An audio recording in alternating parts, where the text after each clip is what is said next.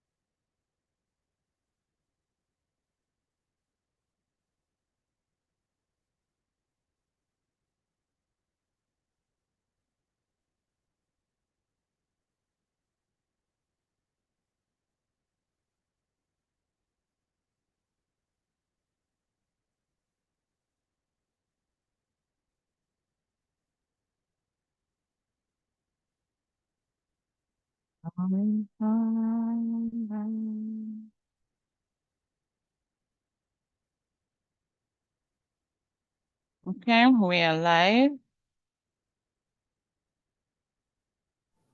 Hi, Mama. Can you hear me? Sabina. Yes. Oh, Okay. welcome. Thank you. And our host is here, so we are good to go. Welcome, Ifwe. Thank you so much for being here. Thank you, Deborah, for being here too. Oh my God. Thank you, guys. Thank you. Okay. So it is day two, and by the grace of God, day one was powerful. That is the only word I've been able to call it since yesterday. Powerful, and God just showed himself. God just showed himself. Sorry about that. And God just showed it. Thank you. God just showed himself yesterday mightily, and I believe that he is here with us now, and we are going to kickstart. And to do that, I will introduce our host with the most for today, the very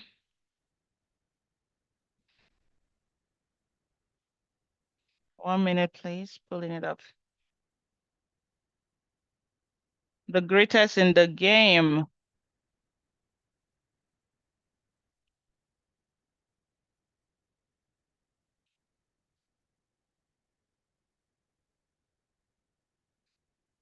So once again, thank you all for being here. I will hand over to her so that we can start and actually stay on the clock as we promised. So All right. let's meet our host for today.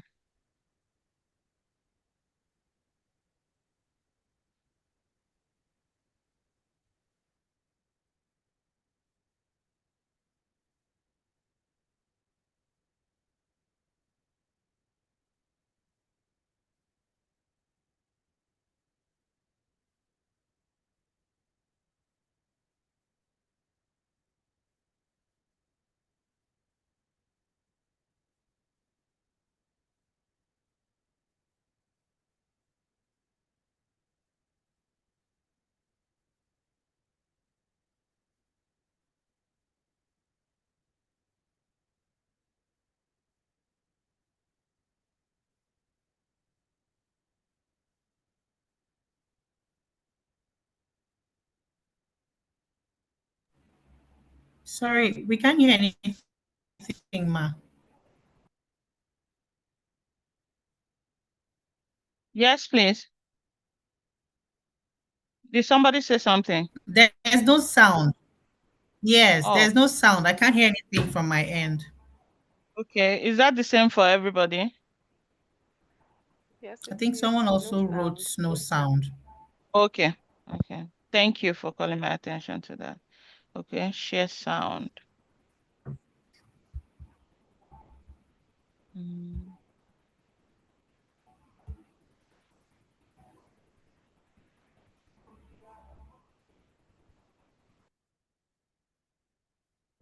Efwe Anekwe is an information technology professional with 15 years plus experience spanning innovation, digital transformation, project and change management, product development, business analysis, process improvement, customer experience management, strategy design, and execution.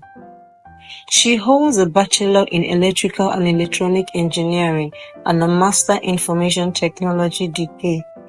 Currently, she works for a Canadian Crown corporation where she leads a team of technical experts in the end-to-end deployment of technology solutions and serves as chair, Business Analysis Community of Practice, a mentoring group for current and aspiring BAs. Efwe is a lover of God and people. Having gone through the challenges of settling down in a new country, she now offers support to new immigrants in the North American region struggling to land their first job. Her voice is her greatest gift, and she loves to use it to inspire others. She also offers her services as a compere, panel moderator, event host, and voice-over artist across various industries. She enjoys reading aloud and is a lecturer at her local church. Efwe is happily married to her best friend, and they are blessed with 2 extraordinary humans as children. Please join me as we make welcome Efwe Aneke. You have the floor, Mom. Thank you very much. Hi, good morning, good afternoon, good evening, everyone, wherever you're joining us from. I'm super Yeah. excited to be here. As I listened to that bio, I was thinking, no one has ever played my bio before. I'm usually, the one playing people's bio. Yeah. So that was a good twist. Thank you so much, Tech Mommy Olivia. That was You're so wonderful. welcome.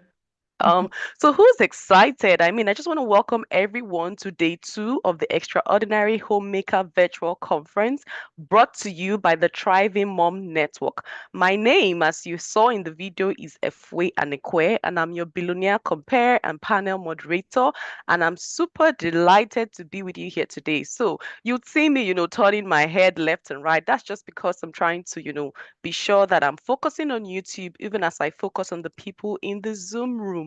So the conference started yesterday, I'm sure we all know, and the sessions were like back to back to back, all shades of amazing. Oh my God, if you were here yesterday and you are here today again, please put 3 buzzers for yourself in the chat because you are the real MVP, like prioritizing your growth in 2025. That's what we are here for. And I want to feel the energy in the room, from the YouTube to the Zoom room. How are you feeling? Like, I know yesterday was a lot to take in. I know it was a lot to take in. So are you feeling like overwhelmed? Like, oh my God, how am I going to apply all these learnings? Or are you feeling like, come on, give me more, I want more. So if the latter is the case, please drop more in the comment section. Just say more. I want to see the more pouring in. So if nobody says more, then maybe we'll just draw the curtain on today's section and, just say it's too much for them. But, oh, okay, I see more. I see more. Thank you so much. Thank you so much. I'm also interested, where are you joining us from? I'm dialing in from Canada. You can drop your city in the chat box, whether you're from Lagos, from Abuja, from Toronto, wherever you are, New York, I know that it's a global community. So please drop wherever you're joining us from in the comment section. So yesterday we had 5 amazing, like 5 in one day. Who does that? Who else but Tech Mom Olivia? Like, you're a superstar. We had 5 amazing women join us, and they were just giving it to us like back to back to back to back. And I'm just going to share some of the learnings that I garnered from yesterday. So I heard Coach Brenda. Oh, I see Canada in the chat room. Yes, yes, please represent. We are international. Coach Brenda, oh, Lagos, welcome from Lagos. Coach Brenda said, do not allow people make their emergency yours. Guard your energy and set boundaries. That is so important. As women today, there's so much going on. You want to be sure that you're not putting yourself under undue pressure, right? That's so interesting.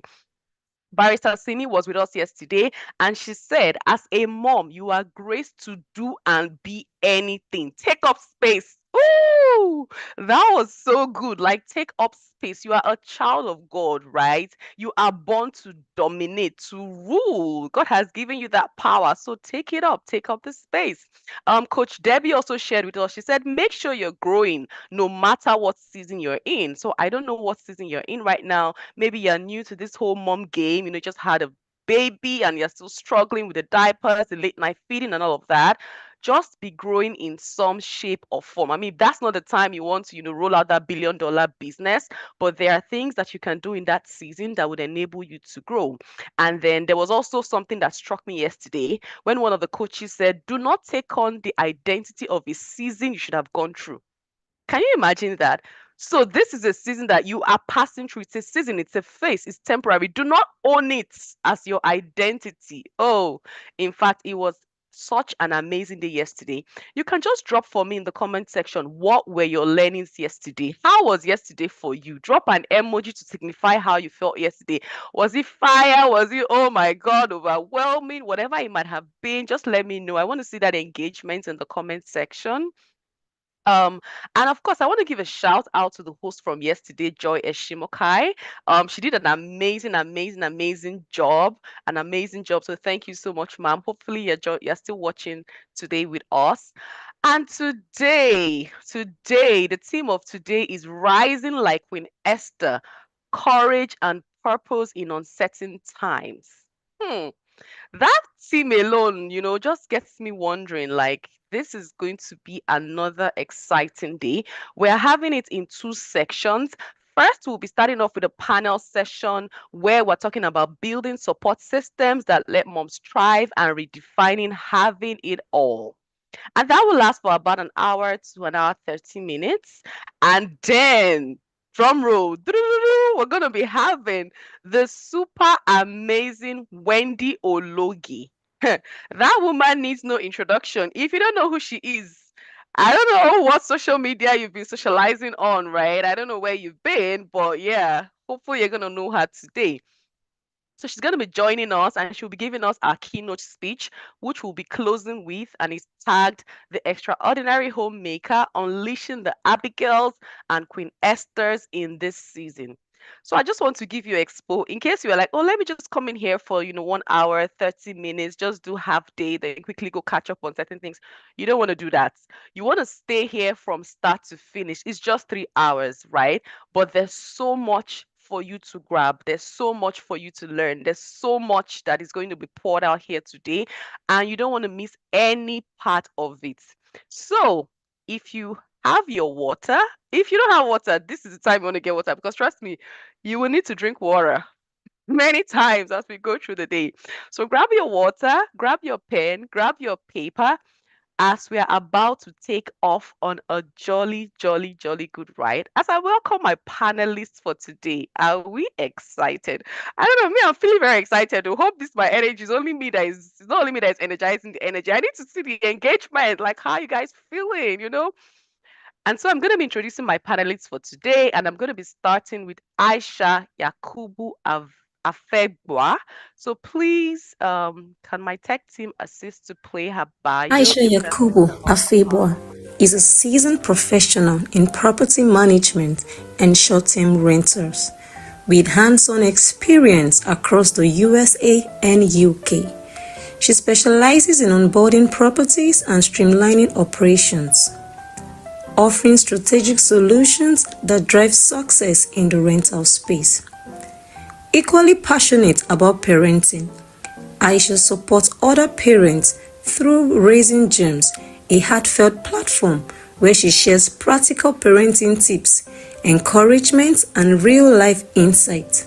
Her journey as a mother fuels her desire to see children thrive in nurturing environments. She is also the owner of N&N Kitties World, a business dedicated to providing educational toys and resources that inspires creativity, learning, and growth from infancy onward. With a master's degree in international law and diplomacy, she blends intellect, empathy, and entrepreneurship vision in all she does. As a speaker, Aisha brings warmth, clarity, and purpose, making her a relatable voice for audiences seeking growth in parenting, business, and beyond. Please join me as we make welcome Aisha Yakubu Afibwa. Hello, everyone. Hi, Welcome, Efwe. ma'am. We're Yeah, hello, super Tech Mom excited to Olivia. have Hello, you. Sandra. Hi. I Okay, would so I'll like just to report myself before we start. So I spoke with Tech Mom Olivia before starting this session. I'm a bit under the weather and not in a aw. very nice environment. So please pardon me. I'll be speaking off the camera if you don't mind for It's etiquette's sake, okay. It's okay. right? Yeah, we, All we right. can we can make that work. Thank you Okay, so please. much, ma'am, Thank for you. I explaining. appreciate. All Yeah. right. So, So just buckle up while I invite the other members of the panel to join you. all right. And next up, I have none other than Sandra Odukwe. So please play her bio as we welcome her. I mean, I've been in sessions with, let me call her Coach Sandra. I'm not sure if she goes by the name Coach, but for me, she's a coach. So sorry if you don't use Sandra Coach before, Odukwe she's coaching her is own a cloud people. financial manager and strategic IT procurement lead with over a decade of experience in cloud cost optimization, vendor management, and operational efficiency. She plays a pivotal role within the tech division of one of Africa's largest financial institutions, particularly in the MENA region, where she leads cloud cost optimization, digital transformation initiatives, and IT procurement. Sandra holds an MSc in Information Technology and a BTech in Mathematics and Computer Science. She is also a FinOps certified practitioner with additional certifications, including various CIPS qualifications and COVID 2019. Her work has led to significant cost savings, improved efficiencies, and regulatory compliance in complex environments. Outside her professional life, Sandra is a devoted wife and a mother of 3. She is passionate about mentoring, networking, and empowering women, especially those committed to faith, financial literacy, and purposeful living. A lover of biographies, finance books, gospel music, and fine dining. She is currently authoring her first fiction book titled Broke Banker, aimed at young professionals and families facing financial and life challenges. Sandra believes in the power of women to achieve extraordinary success through the application of proven principles, a conviction she lives out in both her career and personal journey. Please join me as we make welcome Sandra Odukwe. Welcome, ma'am. Welcome, ma'am. Can you hear us? If you can, please say hello to us. Oh, yes, I can hear you. Thank you. Good evening, everyone. Hi, Efwe. Hi, Tech Good. Mom. Hi, And hi, hi. every Happy to be panelist. here. Same So here. Thank you welcome. very You know, much. as I listened to your bio and you talked about Brooke Banker, I started off in banking, right? And I remember that, first day, training school, they'll tell you about the bankers that either ended up in prison or the ones who took loans and they were never able to repay. Like, Right. so you're just counting money. It doesn't belong to you. Cut your code according Right. to your size. So I really love to read that book. So Right. welcome, ma'am. Just allow me to invite the other 2 panelists. So Dr. Sabiana Akombi, please play her bio. Sabina Akanbi is a wife, mom of 2, and a woman learning to work closely with God through every season of life. As the co-founder of Candelia Studios, a photography brand that captures timeless stories of individuals and families, her calling is rooted in serving women, children, and families through creativity, compassion, and community.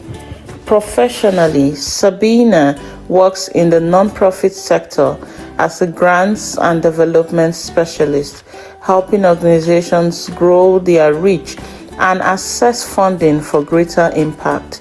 She has had the honor of supporting neurodivergent children and their families and continues to advocate for a world where every child's unique strengths are recognized and nurtured. She is also a writer, spoken word artist, and home chef who finds joy in using her gifts to serve others. Sabina believes in the power of prayer, purpose, and community, and is committed to reminding others that in God we can have it all. Please make welcome Sabina Akande. Yay, welcome, ma'am.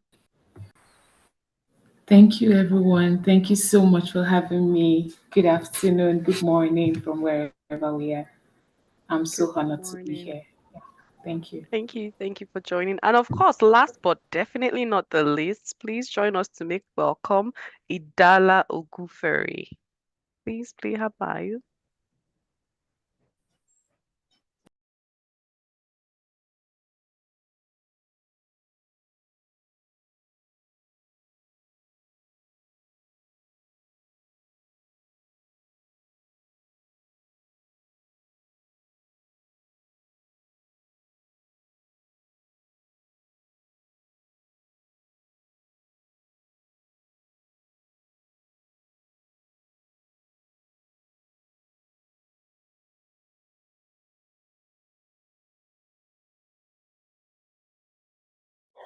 Idala Ogufere is a Seattle-based Nigerian wellness coach, author, and community builder dedicated to empowering neurodiverse women to embrace holistic health and authentic living.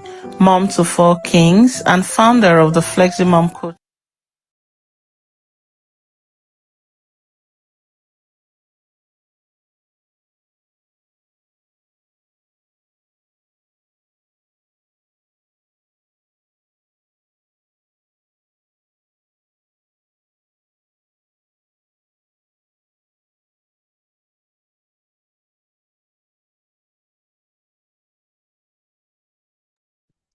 Okay, we seem to be having some tech issues. We'll probably try to play the bio at the end, but I mean, welcome, my beautiful panelists. Ogufere is a Okay, Seattle-based Nigerian wellness coach, author, and community builder dedicated to empowering neurodiverse women to embrace holistic health and authentic living. Mom to four kings and founder of the Fleximom Coach Company, she offers personalized coaching that integrates fitness, nutrition, and mental well-being, helping mothers achieve sustainable lifestyle changes. She is the author of Craving Control, a practical guide that supports individuals in managing food cravings and fostering a healthier relationship with food through mindful eating and self-awareness.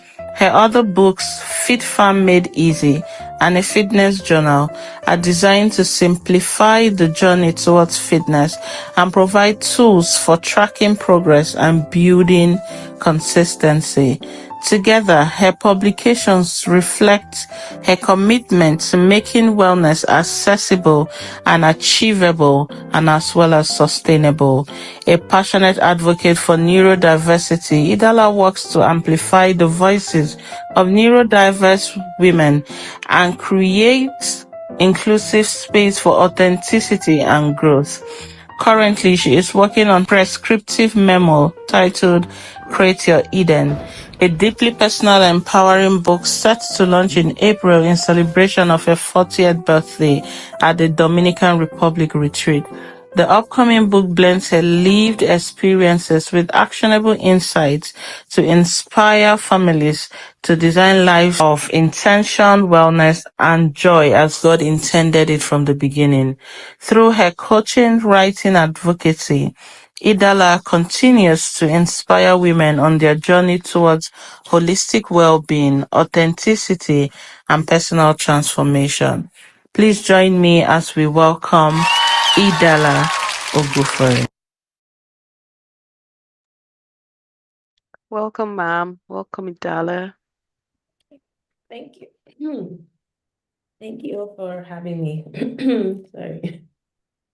It's okay. All right. Thank you so much, my wonderful, beautiful looking panelists, right?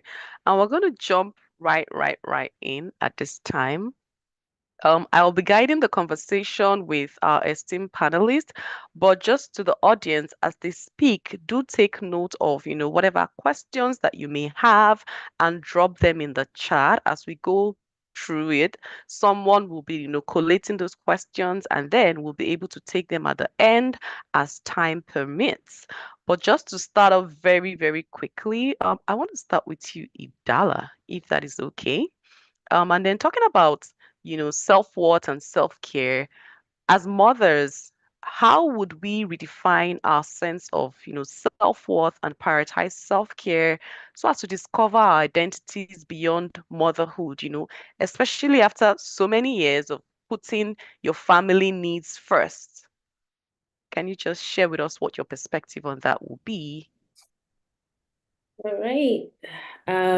Thank you so much again for this opportunity. I kind of just wrote down when I was really preparing for this, I was just like, God, what do you want me to share with this amazing women? And I joined the session yesterday just to have like a feel of the vibe and everything. It was amazing. Um, uh, I really just want to acknowledge everyone, the team, and everyone for this conference. And I'll just speak from my heart because I feel like that's where that's the essence of everything. Like we need to, I love to hear people's stories, hear what really makes them tick, like hear their background and everything. So we can all have a conversation, deep rooted conversations together. So back to your question, I will just rope it into what I have penned down to share. You know, having self-worth has a lot to do with really understanding who you are, your story. I'm really big on just understanding where you're coming from. And so you do not compare your journeys to other people. We've had great people speak from yesterday, the speakers and everything. And what was really on my mind to help women to,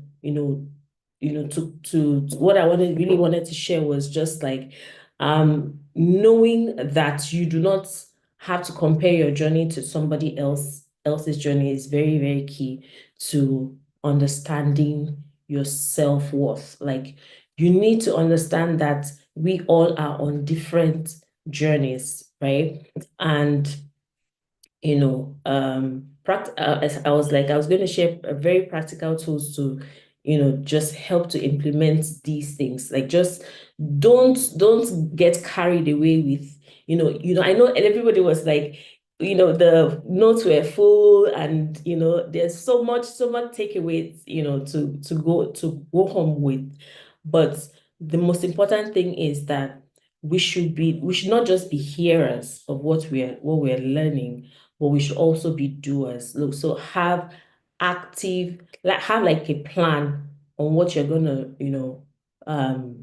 how you're going to do what you have heard, right? That's really, really I was just like, from all the amazing things that we heard yesterday and what you're going to hear again today, make sure that we all have a plan to execute what we have learned based on the season that you are in, because it's not everything that you need to take on yourself, so that you do not get overwhelmed.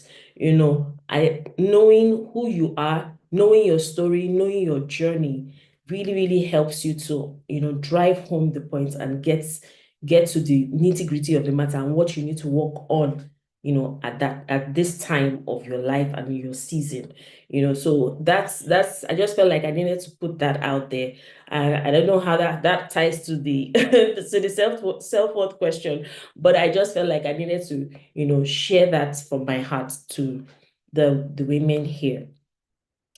Yeah, so I don't know if that's summarizes or answers the question, Yeah, all for of sure. Thank you. Thank you so much, Idala, for sharing. And I really like the way that you have put it, because many times we attend all these conferences, all these power pack sessions, and we always have the Rema, the woo, that one entered, all of those fun fair on D-Day, but the real growth doesn't happen during the session, right? It happens when you leave the session, take the learnings and start to apply them. And to your point, it's not everything that has been said yesterday or will be said today that you can apply in your now. So you have to be true to yourself, right? And have an action plan as to how you want to go around implementing all of these things. Thank you so much for sharing, right? But do you want to talk a bit more around self-care, right? So if there's any mom right now who's still in the diaper stage of life, you get what I mean? Are there any tips you want to share around how she can sort of prioritize her self-care so that she doesn't get like drowned into the whole or wake up in the night, feed the baby, change the diapers, or take the kids to school, whatever stage of life you might be at when it comes to motherhood? Because I do appreciate that motherhood is in seasons, right? But if you feel like it will get easier, I feel like the job just transforms. They just give you a new JD, but you're still it. always going to be right in the thick of things. So, as mothers, can you talk just a little, maybe 2 minutes around Okay. self-care? All right. Self-care. Self-care is so vague. I feel like there's so much, there's so many parts to self-care. And in each season in your life as a mom, you need to just understand where you are right now and what you need. Like making it very, very clear on what you need. So when I'm a mom to four boys. My first son is my first son turns 13 in a couple of days. And when I had my second son, I was so huge and big. I added so much weight. But after just looking myself in the mirror and realizing that I almost died, even I had eclampsia and everything. I I talked about that in my book, but it was just more about I have to ask myself, like, what do I need to do now, to help me become better? Because I was looking in the mirror and I didn't like who I was seeing. And so what I decided to do was, take walks, because that's what my body could take at that time. So, you need to define what you need in this moment, and you have to be really, plain and real with yourself. Like, what exactly do I need in this moment? Yesterday, I think one of the speakers talked about massage. There's sometimes that's all that you need in the moment. You need to actually like tell yourself the truth. What do you need in this moment? If you need to be better with your eating, then that's what you need to work on. If you need to do a little more movement, then that's what you need to work on. But you need to be, address the matter at hand. So if you need community, if you need help, if you need anything that will make you feel good in the moment, that is what you need to ask for. And yeah, that's basically how I would define self-care. Self-care is like you need to you need to define what exactly you need in this moment, in that moment, and go for it. You have a whole plan, have a whole system, have a whole structure to it. Like ask get if you need accountability, get accountability so that you can, you can follow through with what you have decided to do. Yeah. Thank you. Thank you so much for sharing. I know you've talked quite a bit, so I'll just allow you, drink some water as I move on to the next panelist so that you don't feel like, oh, am I the only one on this panel? No, you're not. But thank you so much for, speaking genuinely from your heart. I mean, that's what really enriches the conversation when you're saying things that are pure, that are genuine, where you're drawing from, your heart and your experiences and sharing. It's always so delightful to listen to. So thank you so much, Idala, for sharing. And I'm moving on very quickly to the doctor in the house. Dr. Sabiana, is that how your name is pronounced, ma'am? So I don't murder it on this beautiful Saturday. It's Sabina, but it's okay. Oh, so the A is silent, huh? Oh, Yes. okay. Sorry about that. It's Dr. okay. It's okay. Sabina. Not a commoner. Yeah. All right, so I want to talk about, you know how they often say to moms or just in general that it takes a whole village to raise a child, right? So how can we as parents, mothers, fathers who are like geographically distant from our family members, how can we build and maintain a network of support and connection? And what resources can you share with us that you feel are available to help women on this journey? Okay. Thank you so much for the honor of coming here today. And I really appreciate yesterday was awesome. And today I really don't think I would also be working from what I put down because I feel that maybe sometimes when you see the glam about others, you sometimes forget that the journey is not. Sometimes you have a little bit of powder here and there, picture edits just to make your season look beautiful. But then I feel that some of us have been through seasons that we know that it was tough, especially when you've had to leave where you have your primary network of support. For me, we relocated to Canada when I was pregnant with my son, and it was just my husband and I and a toddler, and I was pregnant. And living the peak of my career, living at the peak of my career back in Nigeria, and coming here and exploring every and anything just to get things going. I was sick, I was vomiting, and I was looking for a job. And I remember that when I had an interview, I raised the system up so high that they wouldn't notice that I was pregnant. To cut the long story short, this was also at the peak of my PhD defense, and I almost gave up on it. Like the day that I was planned to have my cesarean section for my son was also the day that I was supposed to defend my abstract. So the doctor told me that why was I looking so down? I said, I'm also supposed to defend my abstract on this day. And the person said, oh no, you can't be having two important things on the same day in your life. So I'm going to extend this operation till next week and have you take that. And then we gave birth, we came back, and it was just my husband and I. I was sick. I was very sick. Like my blood pressure went like on the roof. But when we got back, and this is where I want to start from. Start from the sustainable systems in your life, which at this point, as a mother, it might be your spouse and your children. Do not be too critical of their support. When they offer to help, do not say no. Start beating from the head, not from the toe. Don't be too critical of everything so that at the point where the person is also trying, you don't make them withdraw because you cannot do everything on your own. That's the first lesson I learned. The second one is be a support to others so that when it is your time of need and you call, people would honor your sacrifices in the past.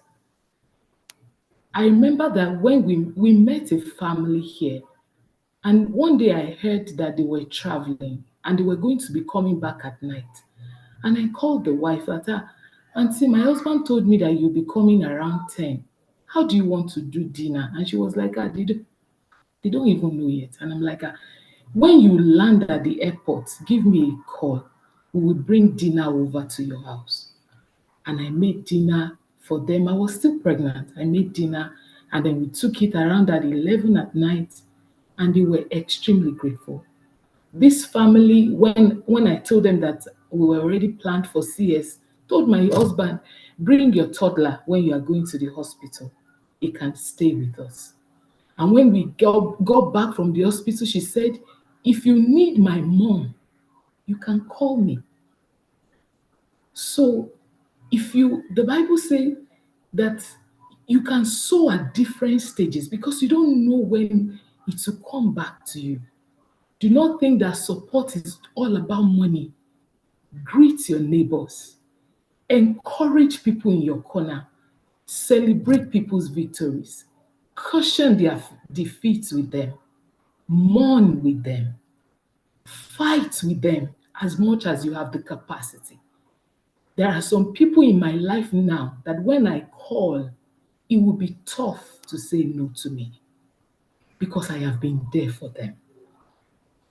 If you have that natural support system in your life, built on the premise of you being available when they needed help, it will be tough to say no to you. This is a country that everyone is looking for how to make ends meet.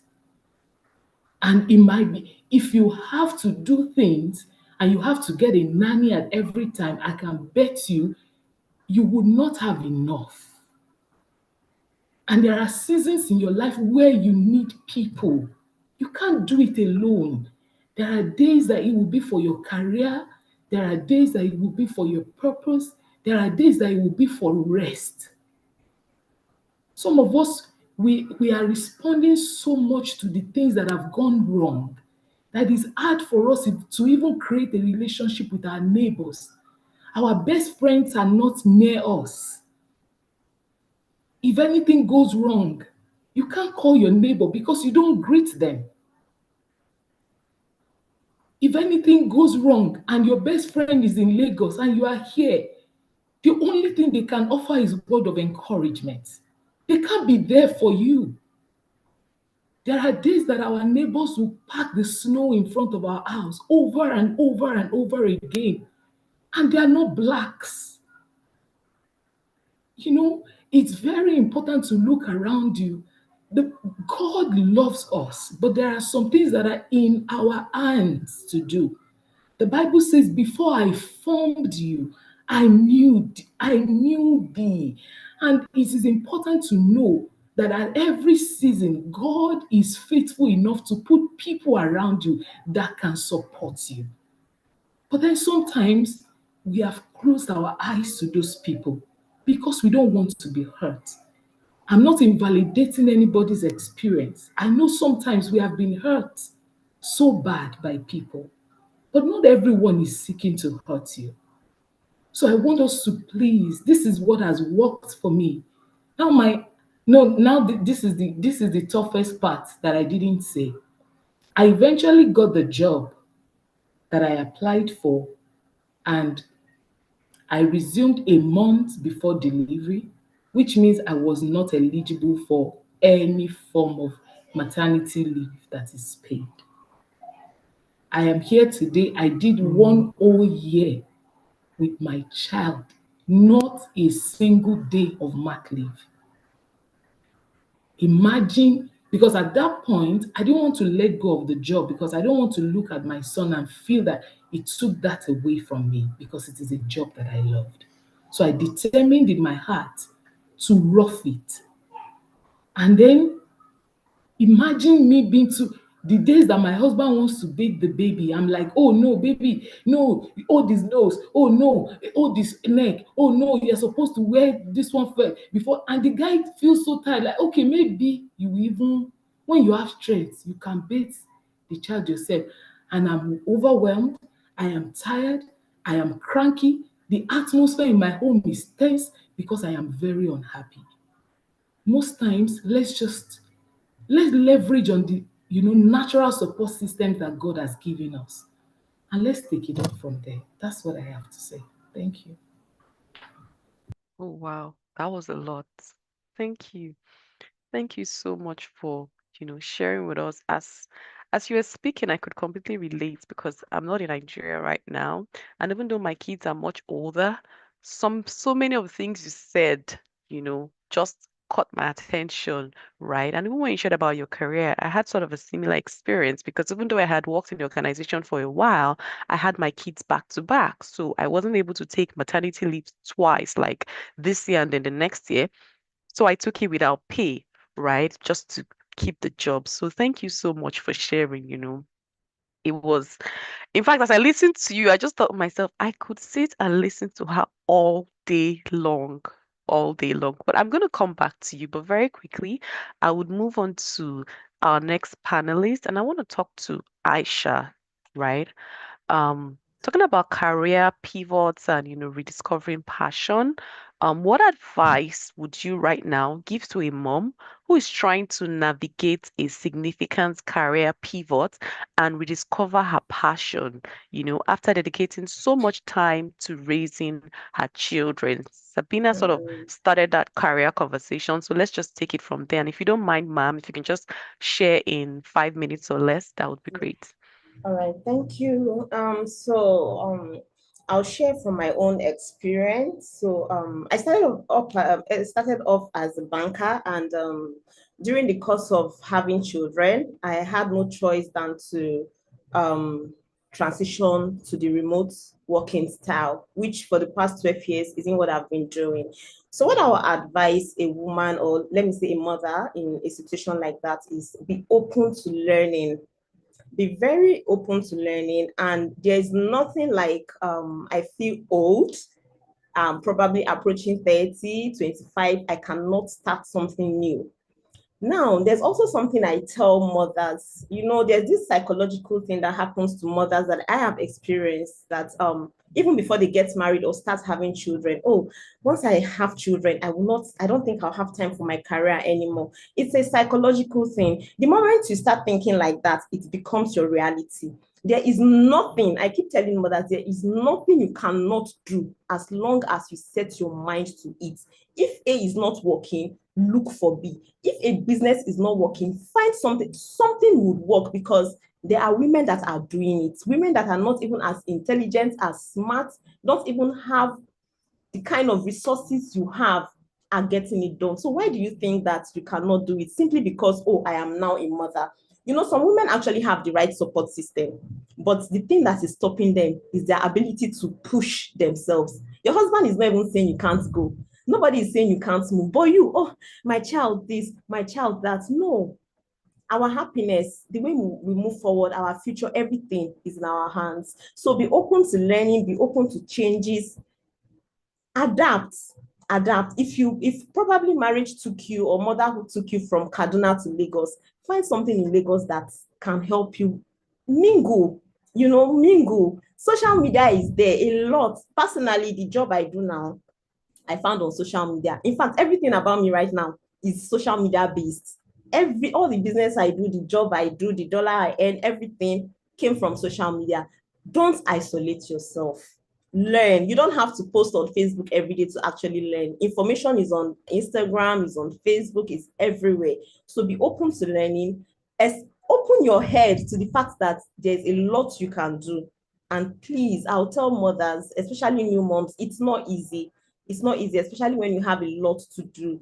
It's easy to just, fall back and then just wither away from there. Be open to learning and believe that there is nothing. And when I say nothing, I mean in capital letters. There is nothing that you cannot achieve as a mother. Mothers are doing it. Our grandmothers did it. Our great grandmothers did it. So I believe that every woman can do. She can find the right support with the right mind, with the right mindset. She can actually get it done. Pivot to that career. Yes, it's a new career, but people that started from, let's say, entry level, it's not like they've ever done it before, right? You're coming from NYSC and then maybe straight into banking. It's not like you've ever done it before. What affects mothers is the fact that, oh, I am now a mother. I am older, I might not be able to do it. It doesn't matter. People from 60, 70 are doing new things every day. So be open to learning. When there are things you need to learn, do courses, talk to people that have been in that particular profession for a long time. Ask questions, go into DMs. The worst they can do is, sorry, I cannot attend to you. It doesn't take anything away from you. Learn from your seniors. When there's something that you see that you want to do, and you're seeing that there's another person that is achieving that particular thing, they get it done, and ask questions, be open to learning, like I said. So just to cut it short, that's about it. Wow, wow. Thank you. Thank you so much for sharing. That was awesome. I like how You spoke about being open to learning. And at the end, there's a way you put it, and I don't know if my audience caught it, but you said learn from your seniors, right? Now, your senior is not age-based. Your senior, Exactly. as you said, is who is doing what you are doing right now, who has gone to the place where you are trying to go to. Ask those questions and learn from your seniors. So take off pride. You are 40, your senior is a 20-something-year-old graduate that is doing big things in that industry. Just remove that garment of pride, right? Take on the new garment of humility and go learn at that person's feet, right? You said what you think about becomes your reality, and that is so powerful because our minds actually control what our reality. If you can't even think it, if you can't even see the possibility in your head, then the probability that it will become a physical manifestation is like next to zero. So you have to be able to see it before you achieve it. Thank you so much for sharing. In mind, I need to talk to Tech Mom Olivia. Like, where did she get all these deep panelists from? Like, once they open their mouth, I'm thinking, let me resign from this host job so that I can properly listen to these women. But thank you. It's been awesome. And very quickly, I want to move on to Sandra. Are you there, ma'am? Yes, Um, I'm here. I'm here. All right, yeah. So I want to talk about, mom tribes and mentorships and creating safe spaces. So in your opinion, what role would you say that, having those tribes and having the right mentorships, what roles have those things played in your life? And how can we foster these supportive networks and create safe spaces to help moms thrive? Okay, thank you very much for this great question. Um, I'm going to build upon what Aisha has just said, and there's a scripture that comes to mind that I'd like to read to every one of us here. And that scripture is from the book of Titus, Titus 2, verses 3 to 5. If you're not a Christian, you can look it up on Google. And it says, I'm reading from the NIV, it says, likewise, teach the older women to be reverent in the way they live, not to be slanderous or addicted to much wine, but to teach what is good. Then they can urge the younger women to love their husbands and children, to be self controlled and pure, to be busy at home, to be kind, and to be subject to their husbands, so that no one will malign the word of God. So for me, mentorship has played a critical role in my mom journey, my journey as a parent. I didn't start out my parenting journey with a model. I started out with just my mom telling me what to do, my family members, that was my safe space. But as my children began to grow, and I was also growing in my career with my unique family dynamic, I desired to have someone who has actually walked the path, which is what Aisha said.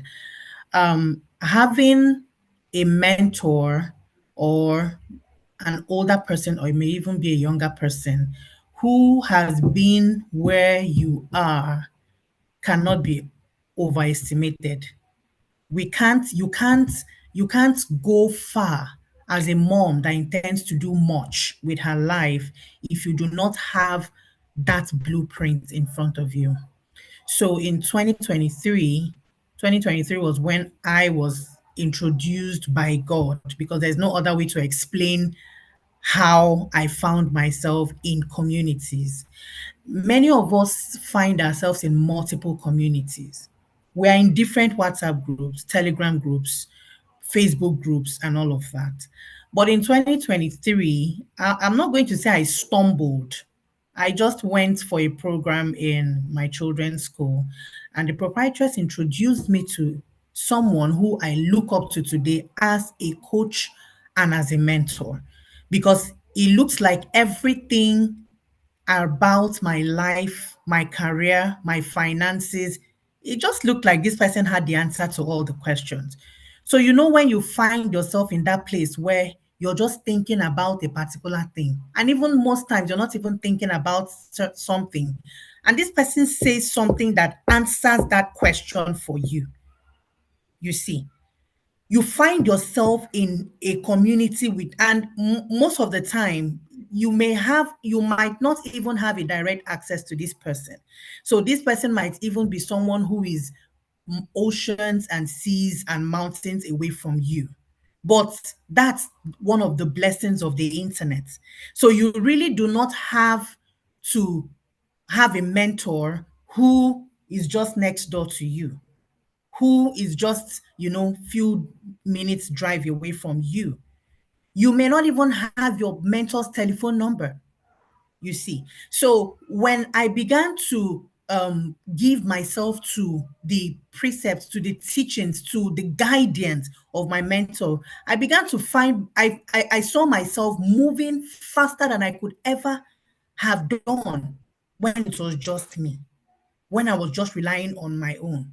I won't say I was a loner, and unfortunately, I'm also not those people who scroll endlessly on social media, man. I have a busy life. So you don't see me aimlessly or endlessly scrolling on social media. So I really was not in so many groups. So maybe the question that I would want to bring to us moms right now is this particular community that you find yourself in, is it answering pertinent questions? Is it giving you answers to pertinent questions that are bothering you in this particular season of your life? If that community is not serving that purpose, once you're done with this program, you need to leave that community. So fostering these supportive networks to build a self space, you have to invest in your emotional intelligence as well as a mom. You need to get to that point in your life where, I mean, you don't take everything is not that difficult and not that, oh, there's no response or there is no answer or there is no solution to this problem. While I was listening to Dr. Sabina, a lot of things, ran through my mind just listening to the peculiarity of her story. Now, it takes a lot of emotional intelligence and stamina mentally to accept a man, your husband, to bathe your baby. I don't know about any other person, but for someone like me, I would almost freak out just thinking about that happening, you see. So that's the reason why I said that you need to grow, you need to invest in your emotional intelligence. You need to, it takes a lot. Some of the things she said, it's because she has walked through that path. That's why, for someone like me who hasn't walked through that path, I can't really see it. But there is someone who is on this stream, who will listen to this stream, who is actually going through it. What she has said is going to inspire her so much to want to say, you know what, today, I don't feel this baby is not going to beat, and nothing will happen. We are just going to go and sleep, or this baby is going to eat amala, and nothing will freaking happen. That's it. It takes a lot to get to that point. When the first speaker started, she said something. You have to build a system. You have to think of how to implement what you are saying. And I loved it because a lot of things that we hear, it is when you are in the heat of the moment. That's when you can now ask yourself, am I mentally capable to handle this particular situation in front of me? So for me, one thing that is helping me in the few communities that I am in is to prayerfully ask God to order my steps to women and to people who have walked through that path. And in all honesty, I have been fortunate. I have met people in some of the communities that I'm in who are not even my age mates, higher or lower. They are not in Nigeria with me. But when I go to them and I ask them a very simple question, and I'm open enough to share my experiences with them, I am favored to get feedback that has helped me in the past 2 years of my life. Can you do it? Is this something that is possible in your own life? Yes. So if you're in that place right now and you are still, maybe someone has hurt you in the past, you need to work on getting healing for yourself, and being vulnerable. Vulnerability is a gift. It's not vulnerability is a gift. So you need to come to that place where you're healed completely and you can actually open yourself to receive the help that you need. Thank you. I should be saying thank you. Like that was so awesome. Thank you so much for sharing. You said a lot of things that again resonated with me. I'm sure somebody's thinking, why is everything resonating with you? But yeah, it did resonate with me. And then talking about mentorship, right? And I want you to just go in this direction a bit because I feel like some people think, okay, this person has walked in the shoes I want to walk in. This person has done the things I want to do. So I go to her, I go to him, and I get like advice, direction, and all of that. But let's not forget that it's a two-way street. As your mentor gives you, you ought to be giving back, right? You cannot withdraw from an account that you have not deposited something into. The only reason why we go into the bank confidently is because we've made a deposit. That's why we can ask for a withdrawal. So in this whole, talking about mentorship, what are some of the ways that we can give back to our mentors so that we don't just go, we don't want it to be a parasitic relationship, but rather a symbiotic one? So one very key um, one very key quality that you must possess to benefit from your mentor as a mentee is the gift of listening. That's one. A lot of times when a mentor is having a conversation, may not even be a one-on-one conversation. There are a lot of things a mentor would say that it takes only a deep listener to hear them and do them. Some of our mentors may not come out directly and tell you, I want this, or I need this, or this is what is going on in my life, right? So when you have the gift of a deep listening ear, you're not just hearing what they are just saying. And I like what you said. Let it not just be, let it not, there are some times that a mentor might make a request. It might even look like an insignificant request. I would love that such and such and such and such persons or people get to know this or hear this. And the truth of the matter is they may not even be making a direct request to you.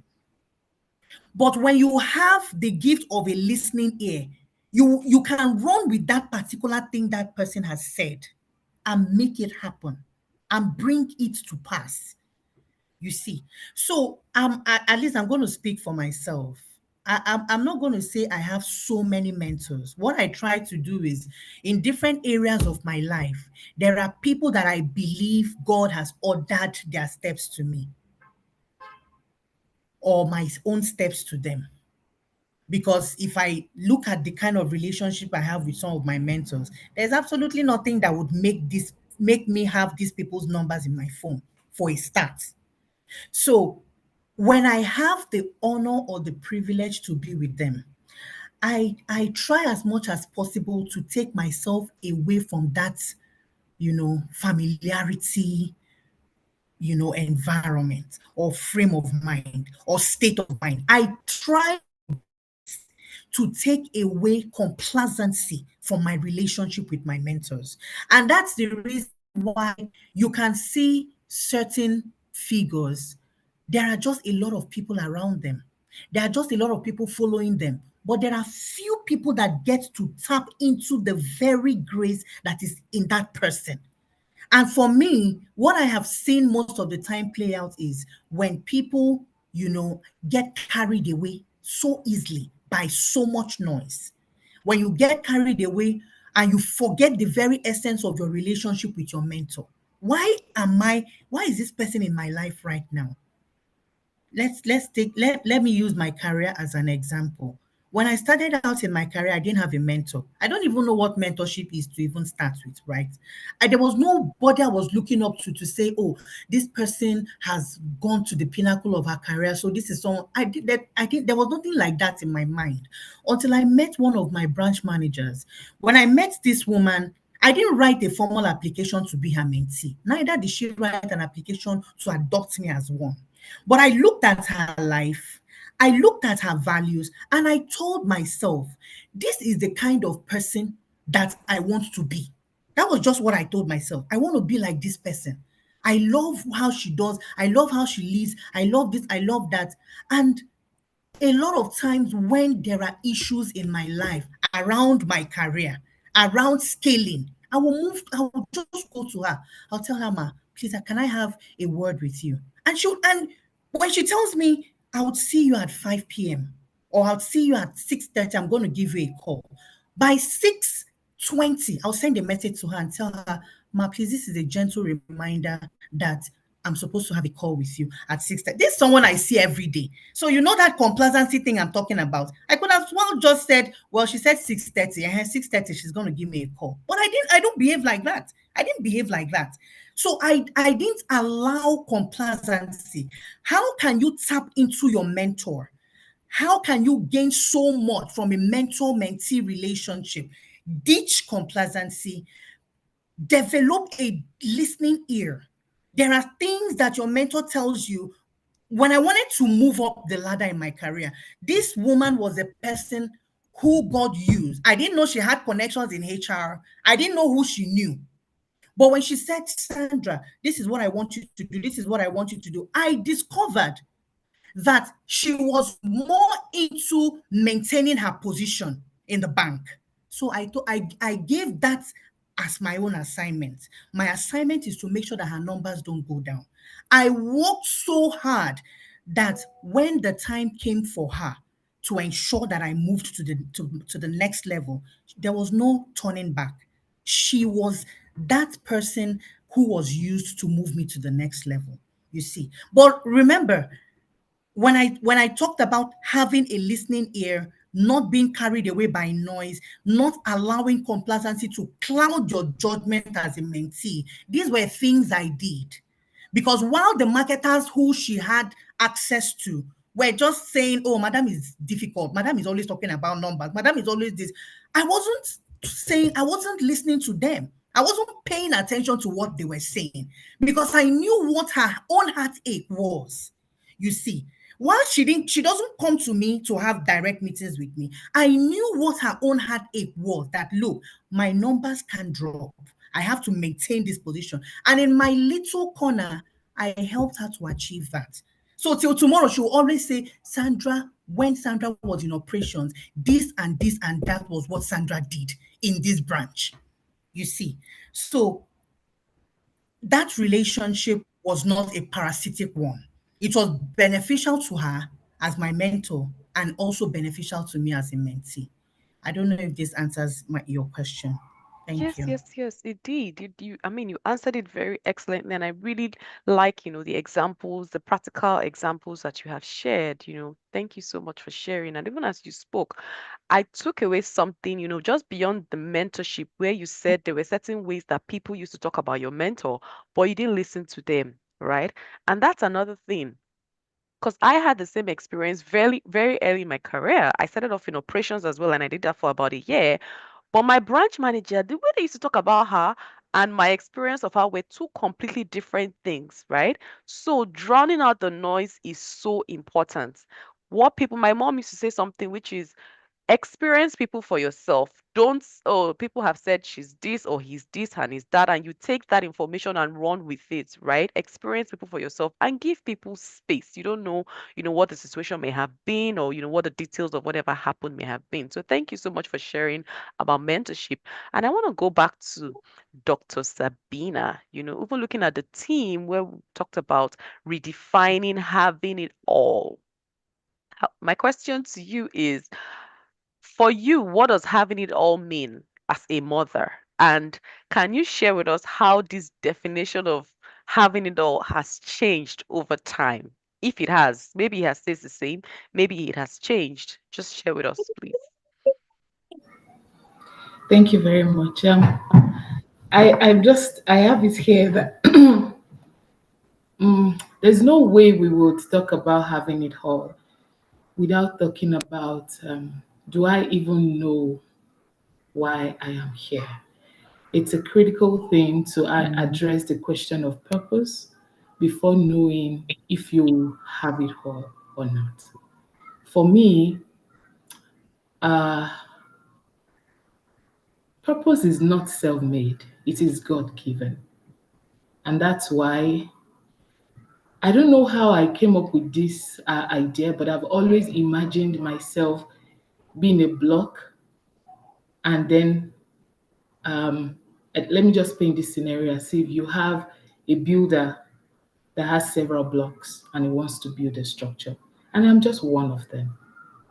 And if I am missing, that work would not be complete. So, for a builder, there are several kinds of blocks. There are the ones that are suitable for foundation. There are the ones that are suitable for when they are beginning to go up a bit. And if for any reason I am I am not available at the time that I'm supposed to be mounted, there's going to be a gap. Addressing that gap for me is the definition of having it all. And like I said, it's difficult for anyone to reach that point of contentment and joy outside of God. It's very difficult because every day you would continue to want to do something new. You continue to want to please someone. You continue to want to, you know, do things that are trendy every day of your life. But then every of our uniqueness contributes to that journey. If I grew up as an orphan, if I ended up with a spouse that I feel I shouldn't end up with, if I had difficulties with childbirth, if I am not a typical brilliant person, if I have failed, if I have done so many things to myself that I wish that I did better, it comes together to give me my own unique identity that the builder needs for that particular assignment. It doesn't have to be a regular block. My block is just suitable for that assignment in the hand of a builder. And that should all simplify the process of trying to do everything at the same time because everyone is trying to do it. So when we the Bible says, before I formed you, I in the womb, I knew thee. And before you were born, I set you apart. So sometimes when we are not able to reach the point of saying, why did everything happen to me? It's not just another coincidence. It's about God just allowing everything to come together so that I come to the realization that this is my uniqueness and this is my journey. There'll be times that I remember the first time that they brought our first child. We were both in the theater and then they handed him over to my husband and I looked at him and I'm like, what? What are we going to do with this? I mean, a new life in our hands that's we're going to be responsible for the decisions, the care, the love, the attention, everything for this boy. I mean, I felt so clueless. But then I also felt like my heart was breathing in another human. That was how much love I felt for that child. And at several seasons of my life, I have had to say no to a job just to focus on him. I have sold a lubo before. I have sold yam. I have sold ogi at some point in time because I could not go after another career at that point in time because I was going to be transferred. And there's one prayer that I've always prayed to God as a single person. I don't want to stay away from what I am building. I don't want to stay away from my family. It wasn't an option for me. So at that point when I had to be taken away, I decided to explore the options of cooking for people. I have my videos dancing with a lubo, doing this and that, and I sold. That filled the gap of feeling wanted by something outside the home for that period of my life. I am done with that period. I am back to my career. I have explored other things. I have used the uniqueness of my journey. I can remember that I lost my dad as a child. I was just 10. And there was a time that there was some, my sister is here. There was someone close to our house who told my mom that he wanted to cook for an event. And it was a lot of people, like, but I kept telling my mom that I could do it. I could do it. I was just in secondary school and I could do it. My mom was like, Ma ba oúnjẹ olóúnjẹ jẹ́, like, don't spoil people's food. And mommy, I can do it. I was just in secondary school.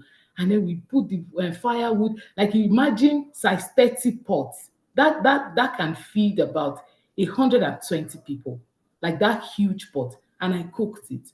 At some point in my life, the only thing I was using to eat or to make money was food. Imagine being so deep in the thought of losing a father, because if my father was alive, I would never, I can say it in capital letter, never, nobody can come close to us to say, come and cook. It can never be us. Because my dad would be like, don't you have caterers? It's not possible. So that season of our life introduced us to other opportunities that wouldn't. So sometimes those things have made us to be who we are today. And as sad and as bad as they were, you could take something out of it and you're like, okay, what can I do with this?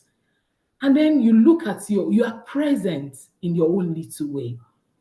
You're not trying to fix everything around you. You're just trying to be available. You're trying to take care of yourself. You're trying to gulp in the smiles of your children, the peace in your home, the harmony around your life, the tears when they come, the laughter when they come, the joy when they come, and the lack of it when it comes. You are able to understand the fact that there are seasons and everything would come, but I'm still here trying to take up all those things and seeing how my little role fits into their lives. Someone said it yesterday that one of the things she remembers about her mom was a particular thing. You don't know, out of all the beautiful things you're doing for your children, you don't know the things they would remember. It might be as simple as, oh, mommy just, I remember the day I came back from school and mommy just hugged me so tightly. That might be the only, and the number of dollars that you are trying to earn and spend, they might not even remember those. There is so much joy and satisfaction in purpose, finding it in God. And, and I want to end by saying this. Having it all is defined by the world as wealth, success, and perfection. But the scripture defines it as having God and being content in Him. The Bible says in the book of Psalm 23, verse 1, it says, "The Lord is my shepherd, I lack nothing." If the wealth is, it's not about how much I have in the bank. I have $1, I have it. I need $1, I have it. I need 1,000, I have it. It doesn't matter if my account is swelling of the money. It's just the access to the resources that I need per time. Taking it one day at a time, and also be embracing life with so much gratitude, knowing that this is a season I once prayed for. And also looking at the fact that everything eventually works together for all of us, irrespective of how rough it is right now. Honestly, I think I've been able to make peace with that in my life, and I don't. I find it very easy to celebrate with anyone. I'm not. It doesn't mean anything. It's your season. It's your season. I'm there with you to celebrate it. When it's mine, it will be very seamless to come to me. So having it all does not mean everything is like tick, tick, tick, tick, tick. Sometimes it's just a map that keeps swinging up and down, but then you are moving, you are not stopping, and everything eventually would work together for you. That's my definition. Wow. Thank you so much, doctor. In fact, you're a real doctor. Like, when you open your mouth to speak, I feel like I should just turn off the lights, close the curtains and just bask in the things that you say. And I'm looking at YouTube now, the comments are pouring in. Thank you so much, our wonderful panelists. Initially, I was going to ask one more question, but this is just a fantastic way, to end this panel session. And I want to really say thank you so much to all of you for sharing from the depth of your heart. Like, as each of you spoke, we could see that you were not giving us, textbook definitions. You were you were vulnerable and pouring from deep within. Thank you so much. I see the comments. It's been fantastic on YouTube in the Zoom room. Someone is saying, "I'm a unique block crafted for God's divine purpose." Just what you had mentioned here. So thank you so much for sharing. I mean, I've been truly inspired listening to all of you and how you have ended this session saying having it all, it's not necessarily that, physically you have everything you want. It is the understanding that you are in a season of your life and that your life, you are content in the fact that somebody else holds the future and has formed you and knows you and has a purpose for you, and you're within that purpose. So thank you so much to our wonderful panelists for sharing. Thank you so much to our audience for staying true and keep listening to us. This is where we have to draw the curtain on this panel session, even as we prepare for the next section where we're going to be having Wendy Odoge. But in between, we want to take some advertisements and also share some other information with you guys before we proceed to the next session. So thank you so much, our wonderful panelists. And we do hope that when we call on you again, maybe sometime next year, you would hack into our call. The Intentional Parent Academy, we equip parents to raise wholesome, well-driven children with confidence. Don't miss our upcoming Fathers Conference, The Making of a Father, as well as the Sex Educate Your Child Like a Pro class coming up. You can also register to be on the wait list for our Inner Circle for 2026. Also explore our journals, books, workbooks, and more available on our website and social media platforms, all designed to guide your parenting journey. Start parenting on purpose today.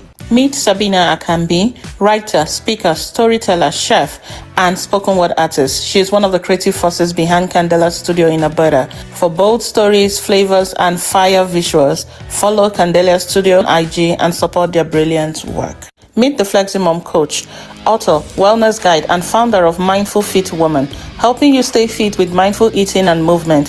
Her powerful book, Creating Your Eden, drops April 2026 in the Dominican Republic in celebration of her 40th birthday. Follow the Mindful Fit Woman on IG and join the journey.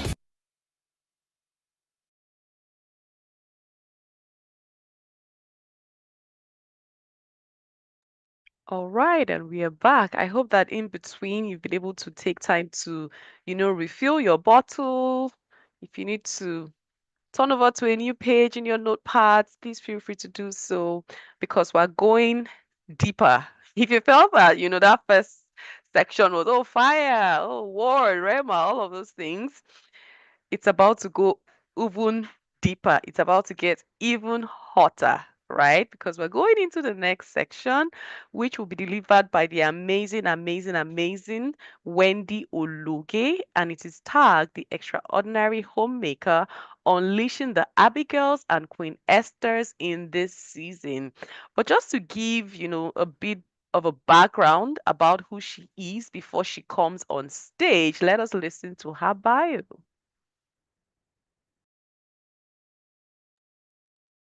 Before bio one, one last. Discover the best version of you with your discovery coach. From clarity coaching to purpose discovery, mindset shift, and transformational tools, they are helping you break limits and live intentionally. Explore their current coaching offers and resources, such as a 5-week journey to power and purpose and one-on-one coaching session with a lead coach. Your next breakthrough starts here. At Prospeak Life Academy, we mentor teens and preteen to own their voices through the power of public speaking. Register your kids for our exciting summer camp starting from July 1st to 31st, 2025, and the Speaker Boot Camp Cohort 2 that begins on July 8th. Confidence starts with one word. Enroll your words today. I am Sandra. I have been where you are. I know what it means to feel financially trapped, ashamed, or confused. That is why I created this transformational one-on-one impact session designed to help you organize your finances, face your truths without fear, and take back control. Also, check out my 90 days no excuse impact session and my journal, Heaven's Economy, available on my seller account.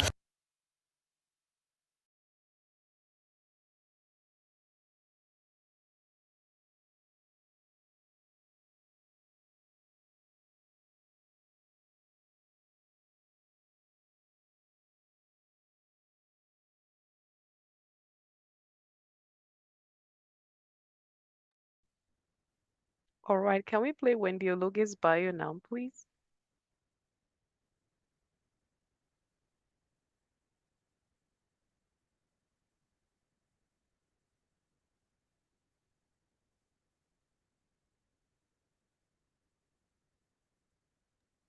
Yes, please, on it.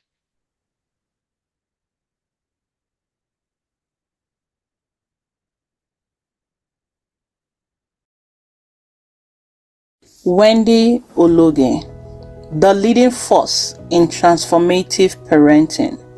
Wendy Ologe stands as Africa's foremost parent coach, passionately driven by the belief that her influence on parents can shape the next generation on the continent.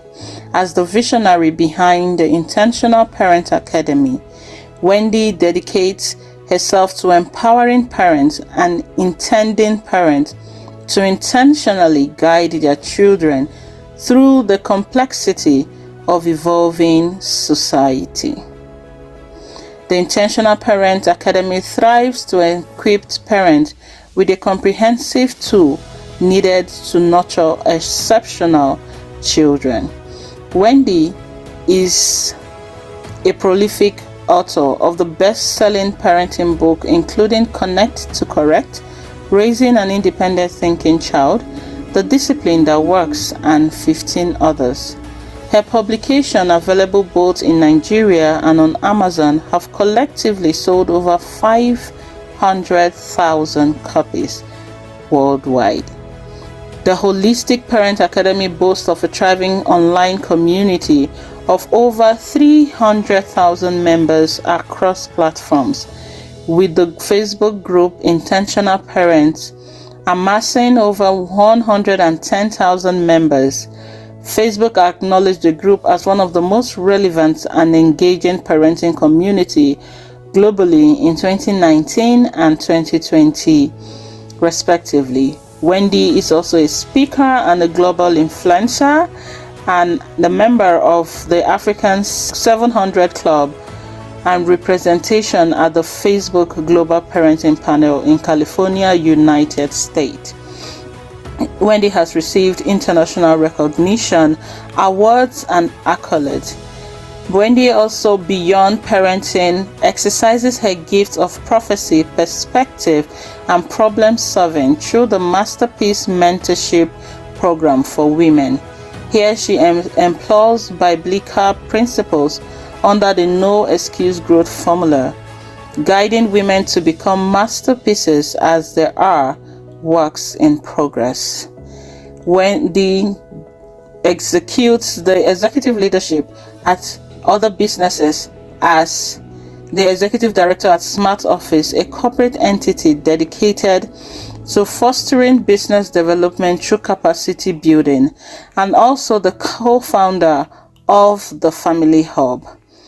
Balancing her roles, Wendy seamlessly manages her role as an influential figure and a business leader while nurturing a rewarding personal life, married to Kunle Ologe, a marriage counselor renowned for his expertise at the Marriage Sale Academy. Wendy affectionately refers to her husband as the governor and a god. Their amazing and enviable union of over 16 years have brought immeasurable joy, marked by the privilege of nurturing the most remarkable and exceptional twins ever. Wendy Ologe's multifaceted journey reflects not only her professional prowess, but also her ability to navigate the intricate tapestry of family life with grace and commitment. Please welcome the Kingmaker, Wendy Ologe. Please make some noise because we have none other than the amazing, super talented. In fact, as I listened to the bio, I was like, is this one person's bio or 25 people? Like I said, if you don't know who Wendy Ologe is, I don't know what social media you have been socializing in. So please join me to make welcome the one and only Wendy Ologe. Over to you, ma'am. We are super excited to have you and thank you for honoring our invitation. Thank you so much. And good evening, everybody. I hope I can be heard. Yes, we Thank you. can hear you. Okay, good. All right. Thank you to everyone for joining me today. And thank you for doing this. I was looking at the topic that I was told to speak on when I was talking with Olivia, and I was looking at the topic and I was like, okay, what kind of topic is this? Where are we going to start from? But I'm particularly excited that this is happening. And thank you again, Olivia, for being here and for doing this for mothers. I've seen a bit of the conversations around this, this whole event, and it's been so awesome. I am excited that, we're having a lot, women standing up, having these conversations again and again. I'm wondering where are we having, is this a Zoom link you're supposed to share? Olivia, can you confirm that? What exactly is it that Yes, you're, ma'am. We shared both. We shared the Zoom and the YouTube where it is being live streamed. okay, so that's Yes. fine. Okay, so people can join on the Yes, until we are over the limit, I think 100 or 200, then others okay, can join. Yes, join all on right. YouTube. All right then. Okay, I just wanted to know where the team should actually share this on. All right, thank you again for having me, and thank you for putting this together. The extraordinary homemaker. Wow. The extraordinary. In fact, when I saw it, I was like, okay, there has to be something more extraordinary than extraordinary, right? And I want to be very, very intentional about all of the conversations that's going to happen here today. I have been charged to speak on a very interesting topic that talks about raising the Abigails and the Esthers of our time. And one thing, it was interesting because the two figures were the figures that I was studying, in few days. And today I concluded my study this morning on them. And I found something really very interesting about the both figures, and I'm going to be sharing with you today. So I'm sharing on the extraordinary homemaker, unleashing the Abigails and the Queen Esthers in this season. I hope we're ready to actually fly. So today, we're not just talking about homemaking, so that you're not here thinking that we are, here for homemaking. We're not just talking about homemaking. We're talking about territory taking. There are two different things. Now, homemaking, we're talking about taking territories. We're talking about, women God is raising who carry diaper in one hand and destinies in the other hand. That's what we are talking about. Because we will carry the diaper, we don't have a choice. That's who we are. And we will carry destinies. Now, women who are not just only sweeping homes, but women who are sweeping out spiritual decay. That's what we're here to talk about. Is a season of the extraordinary homemaker. That's a season where we are. Now, today, I want to tell everybody that I'm calling forth the Abigails. I'm calling forth the Esthers who are hidden in everyday routines. The Abigails reading in the routines of wiping counters, routines of shaping, the character, setting the atmosphere. We are actually we are going from nations out of our rooms into nations. This is the season of women who hold laundry in one hand and legacies in the other hand. That's where we are. That's the season that we are in. Is the extraordinary homemaker is not just someone who is cleaning a house. They are They are clearing altars. They are shaping minds. They are making kings. That's who the extraordinary homemaker is. Now, God is raising women who don't need a pulpit to preach. That's who we are. Your home has become an altar. Your home has become a place of impact for generation. You're not just raising children. You're raising arrows for war. You're raising hearts for worship. So don't make the mistake. Don't mistake that dirty apron as if that, oh, that woman is a nobody. She is commanding angels at dawn and discipling kings at dinner. That's the kind of women that we're talking about. The women who disciple kings. That's who we are. That's the people we're talking about. So I'm going to be separating my teaching this evening into two. The Abigail mantle, all right? That's what I have called it. The Abigail mantle, and then I'm going to also be talking about the Esthers, right? The Esther mantle. That's the risk-taking intercessor. All right. The Abigail mantle is a bit, a lot. So I didn't ask how many minutes I have.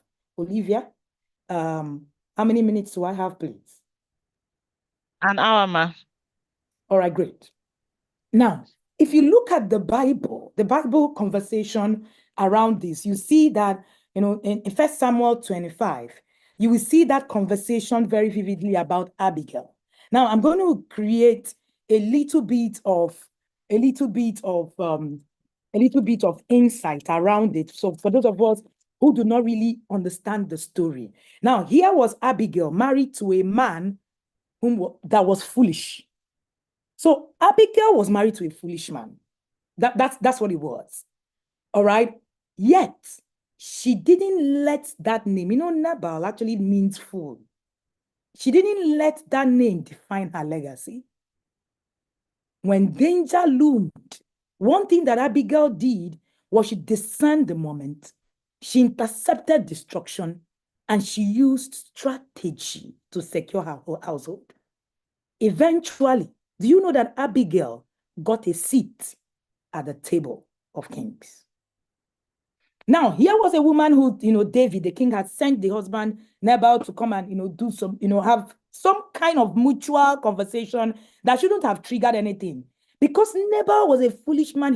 The Bible recorded that he was prosperous, right? He was a prosperous man, but he was arrogant and full of himself. In fact, it was said in one part when the man came to talk to Abigail about, he said, you know that your husband doesn't listen to anybody. Does that sound like the modern woman conversation? Oh, yes, it does. My husband does not listen to anybody. He doesn't listen to any mentor, no pastor, not anybody. See, that is, every time when I read the scriptures, I'm able to see in clear terms the things that are happening in our lives today. And if you're discerning, you will see it. You will see it. Now, Abigail didn't argue her way to destiny. She actually used strategies. She saw what others were too emotional to discern. That's the spirit of the woman who knows how to preserve the purpose of her home, even when the headship is failing. So you can be in the place where headship is failing and still strategically win. Yeah. The problem is that you haven't thought of it in that way. Now, by the time that Abigail, that thing was happening, Abigail was going to be part of that destruction. Now, what happened was that when the servant, I was thinking of it. It was the servant of Nabal that actually came to Abigail to come and say, hey, something is happening. They are preparing to come and wipe away the family. How come? Abigail was so smart that she had all those boys around her. They could tell her what was happening. She already knew she was married to a foolish man. She already knew. So she strategically did a lot. Because if she didn't position herself, that guy wouldn't have come to her to say, hey, there is something happening. There's something happening. So immediately she got the information. The Bible said that she actually fast-tracked everything. See, submission without wisdom is a fast track to destruction. If you submit without being wise, you'll be destroyed. Straight up. So, when people talk about submission, I see subjugation. I see surrender. I don't see submission. I don't see submission. That's what I see. So one of the things that I have began to see is that as a homemaker, do you sense danger approaching your family and you are all emotional? You're all emotional. Hey, my husband cannot. Hey, you're just talking and going. You are not thinking. See, you don't need to scream to shift the atmosphere. Sometimes all you need to do is to show up with wisdom. What did this woman do? She went back. She said, what do I do? Very fast. If you are very close to me, I'm sure that you know that there are two things that I love about life. If you are fast and if you can think. We went for an event. People were with their daughters. They were like, what are the things that your mother will like? If you do it now, she will be happy. Everybody's child was saying, oh, when you wash plates, my mother will be happy. When you do your chore, when you pass exams. My daughter said, just be smart and be fast. I say, hey, if you can think and you are fast, then you are in my corner. What did that woman do? She just started to think.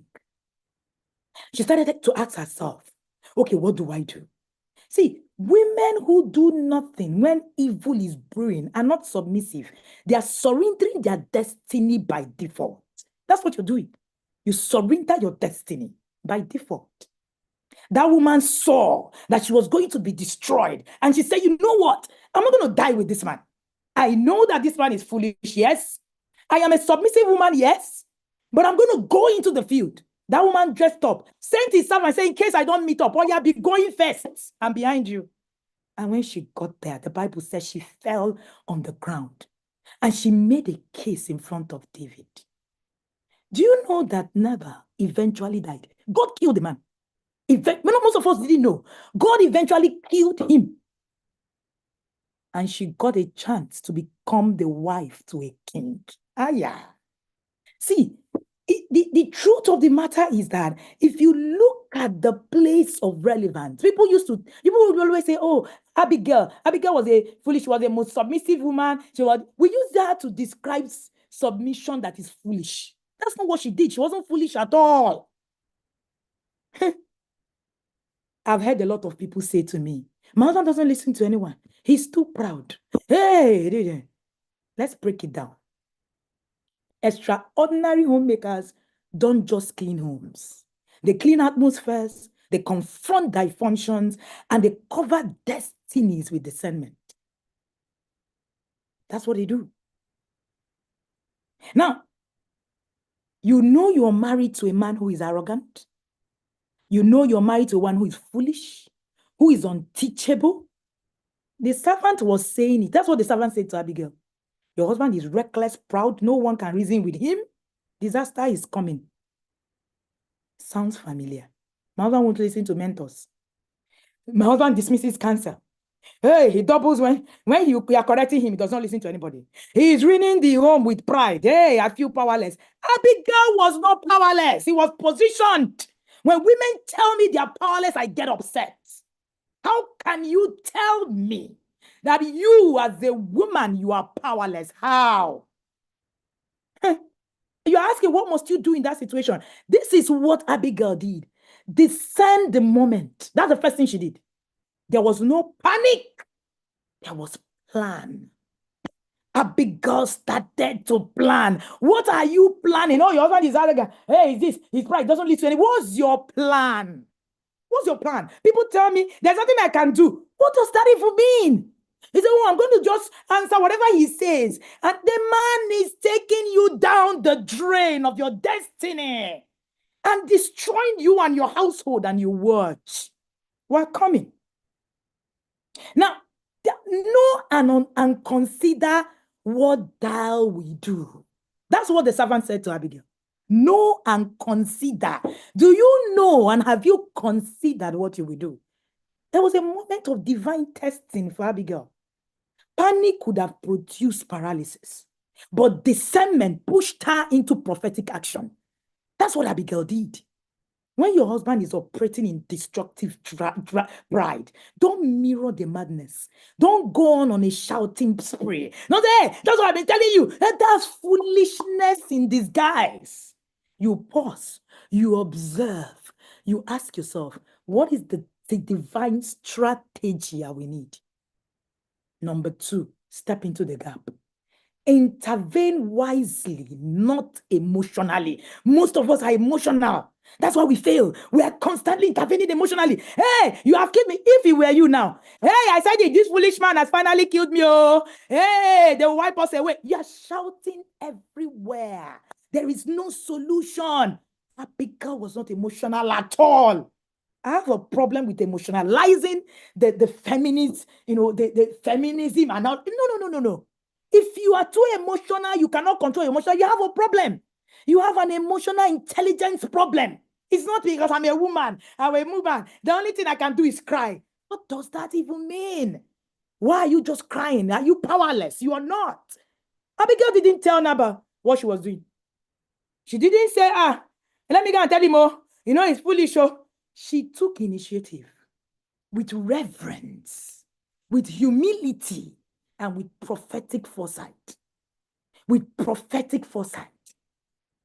Do you know she understood that saving her household was more important than just, let me just stay here. Shebi, they said, what a man is doing, let me just be submissive. She just said, okay, how do I do this thing? Referencing my husband, making sure that I'm doing it in humility and all of. You may not be able to change your husband, but you can intervene in several spheres. You can speak to kings. You can appeal to God. You can set up mentorship. You can set up destiny for your family. You can shift the atmosphere in your household through action, not argument. Stop arguing.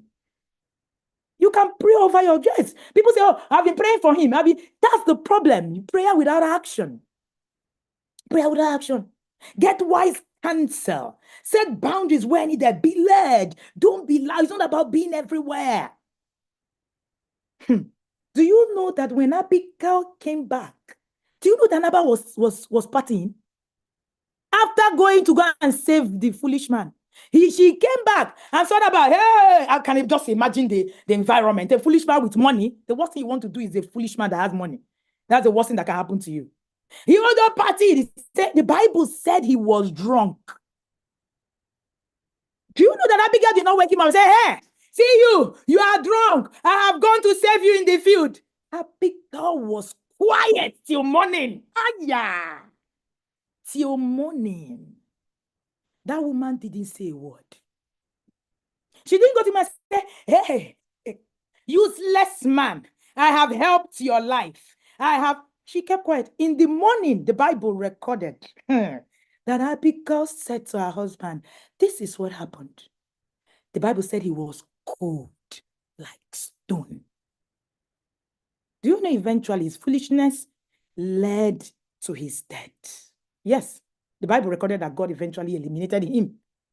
But Abigail had no guilt. So when David came to come and wife her, like the Bible said, she carried her bag, carried her housemates, like 5 of them, boom, to the king's house. Oshe, I love it. Come on now, since you're a foolish man. But you know what? You cannot indict her. You can't indict her. There was no place. Number 3, protect the household. Preserve the destiny. Evil is determined against all his household. That was what the Bible said. It said the choices of a proud man affect everyone under his covering.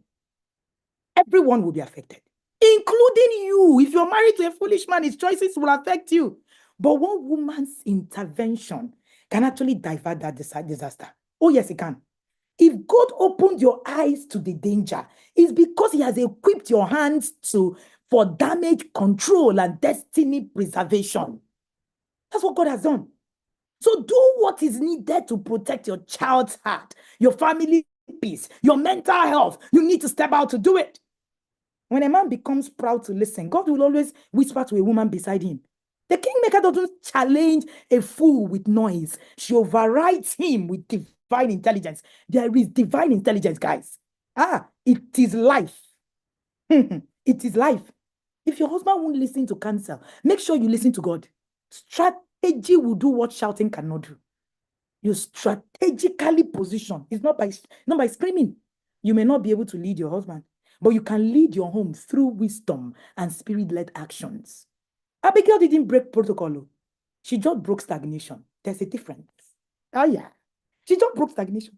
No protocol broken, no insult, nothing. A woman who lets evil thrive in her home in the name of submission is not gentle. She is dangerously silent. Dangerously silent. You are the gate. You are a watchtower. If you don't act, the enemy walks in the shoes on. The enemy will just be everywhere hovering about you.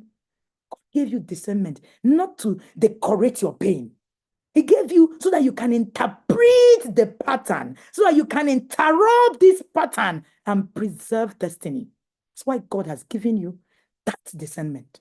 We just say that women are very discerning. Women, what are you doing with the discernment? Women are very discerning. No, we know these things. These men are really very foolish. Oh, yes.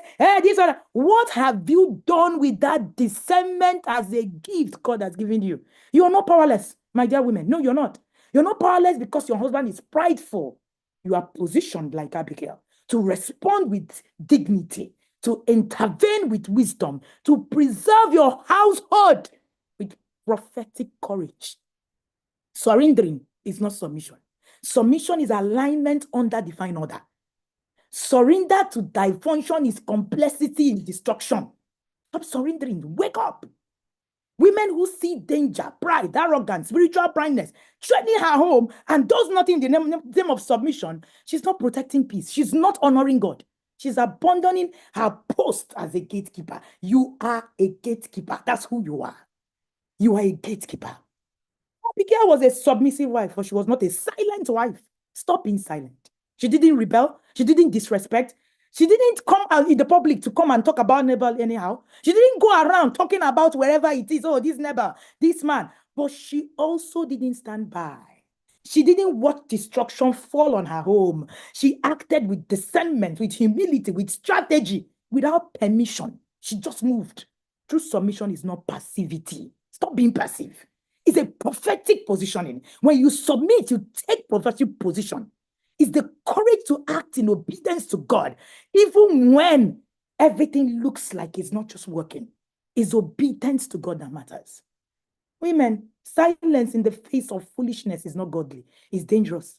You're not called to shrink back when your home is on fire. You're called to rise. Like Abigail, protect what matters the most. Submission is not enabling abuse. Submission is not watching spiritual decay quietly. Submission is not hiding behind and being obedient. Submission is not saying yes, sir, while your home is being wrecked. That's not submission. Submission is aligning. When your spouse is out of alignment, you align to God. That is submission. Submission is taking action with reverence and intelligence. Submission is keeping your home in divine order. When the human head is misaligned, that's submission. Submission is respecting the man while responding to God. That is submission, guys. That's submission. It's power under control, not silence under pressure. That's what it is. When you choose to say nothing while evil reigns in your home, you're not being a helpmeet. You're becoming a hostage. You're becoming a hostage. That's who you're becoming. Abigail didn't wait for her husband to hear from God. She moved because she heard. She heard. She did not make, a help me to decorate disaster. That's not, you are to help. When a man is falling, your job is to help that man rise. That's your job. Sometimes when I read about being a helpmeet, I'm scared because the helper is supposed to be stronger than the helped. How do you build that strength? They call you a helper. You think it's a small position. How do you help someone that you are not stronger than? Come on, women, wake up, wake up. If you're not stronger than him, how do you help him? That's what Abigail did. Abigail was stronger than this man. Abigail could rescue him, no matter his foolishness. So if your husband is foolish, husband cannot listen to anybody, there's something wrong with what it is that you're doing. A foolish man may be living in your house, but the wise woman is the one that keeps the roof from collapsing. That's the one that keeps it from collapsing. You don't need a sword to stop a war. Sometimes all you need is sense and submission in divine timing. Abigail did not just save her household. She preserved the king from also shedding innocent blood. Homemakers are protectors of destiny. When your response is wiser than your circumstance, you step into the territory of kingdom influence. Let me say that again. When your response is wiser than your circumstance, you step into the territory of kingdom influence. So stop telling me you don't know my situation. Well, I don't want to know your situation. You need to be wiser than your circumstance. That's what makes you a territory taker. And we're not just talking about people wearing diaper. We're talking about people taking territory. Number 2, we're talking about the extra mantle. And we're going to conclude in the last session talking about how these 2 women were extraordinary and the things that we're able to do. The risk-taking intercessor, Esther. Esther was a girl who lost everything, orphaned, displaced, forced into beauty contest that she didn't sign for. But her obedience to Mordecai and her courage, to a risk, everything, made her a queen. She didn't just wear a crown. She used it to save a nation. That was Esther. Do you know that I was reading about this Bible verse? And I saw that Vashti, do you know that Vashti did nothing? So I have a book called The Bible, Bad Girls of the Bible. And Vashti was inside. It called me to actually do more requests. I said, why is she a bad girl? She's not a bad girl. She did nothing. She actually preserved her soul. She said, oh, she should come and dance naked. She refused. She actually just did.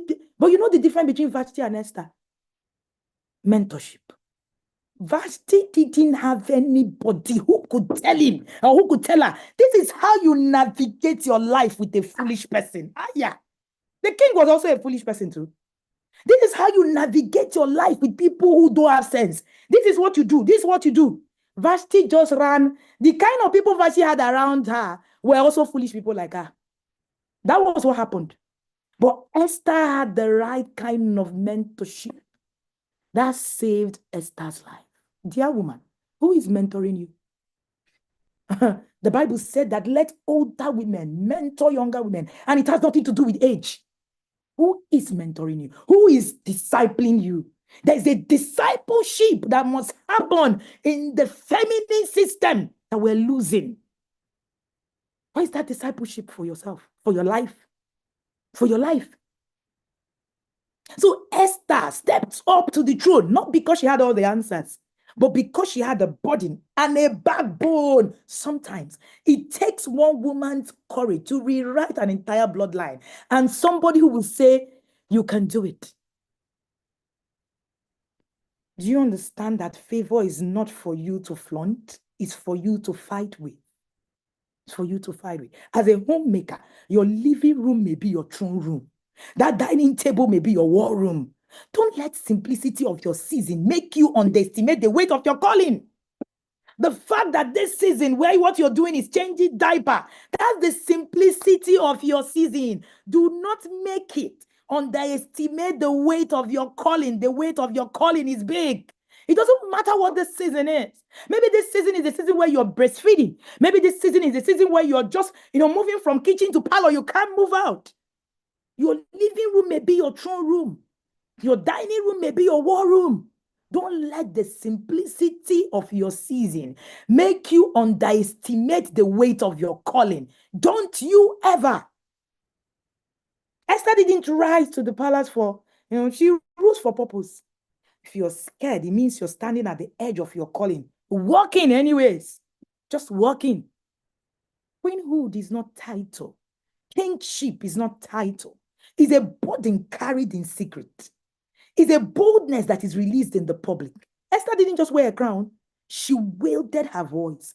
Extraordinary homemakers do both. You wear a crown on one hand. You wield your voice on the other hand. You are not planted in that home just to decorate it. You are planted to deliver nations. You are planted to deliver nations. How does this too?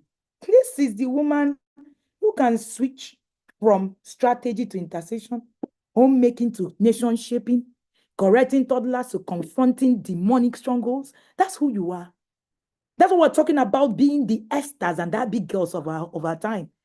Strategy to intercession, homemaking to nation building, correcting toddlers to confronting demonic strongholds. That's who you are. I was looking at myself and I needed to do something in a particular event today. The twins are at home. I have 15-year-olds. And both of them are home. And we needed to do, I had printed where this is our sex conversation month. And I printed my own tools from the inner circle to actually start, the sex conversation month and all of that. And while I did that in the morning, next thing I was on stage. Come on now. That's the kind of women we're talking about. That's what we're talking about in this season. Nowhere is going to be suffering. At the Masterpiece Mentorship Program, I usually tell women that you have the 5 Fs and you can fulfill all of them.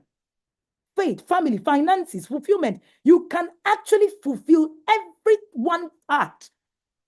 All these things that they say, you cannot have this and have this. Why is there a choice to make? You are a woman to build the 5 Fs of your life and build it so that it can work. And you can. When you understand the weight of this womb you carry, both physically and spiritually, you stop treating your role like optional. It's not an optional role. It's not. The extraordinary homemaker is not just washing dishes. She is washing away generational patterns. She's not just raising children. She's raising kings. Those who make kings. Those who sit at the table with kings. That is what she's doing. That is what she's doing. So you need to ask yourself, am I able to actually have the wholesomeness of being the extraordinary homemaker? Can I fulfill the 5 Fs of my life? Faith, family, fulfillment, and feminism. Feminism. The homemaker becomes extraordinary the day she realizes that her kitchen is a kingdom training ground. That's what your kitchen is. The kingmaker doesn't wear crown. They don't crown people. You confront what threatens them. You don't have to be loud to be legendary. Abigail wasn't. Yet, look at her voice. The extraordinary homemaker knows when to kneel and when to roar. Both are weapons.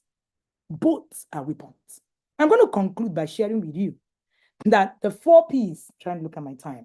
Okay, the 4 Ps of extraordinary homemaker. The Esther and the Abigail blueprint. I created it. Find it anywhere else.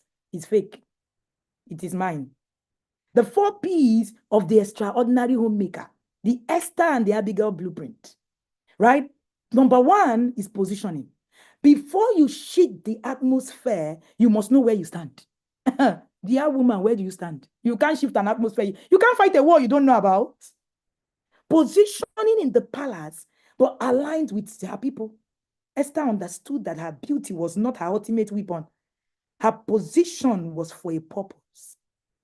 Abigail was married to a fool. Yes, she didn't let her emotional environment define her spiritual posture. She knew when to stand in the gap. Oh, she knew. Extraordinary homemakers recognize that they are strategically placed in marriage, in motherhood, in leadership for defined assignments. That's who you are. Number 2, perception. It's not what happens in your home that defines you. It's how you discern it. I usually say to to when I mentor people, I say, I have the gift of perspective. Oh, I do. I see everything in the way you don't see it.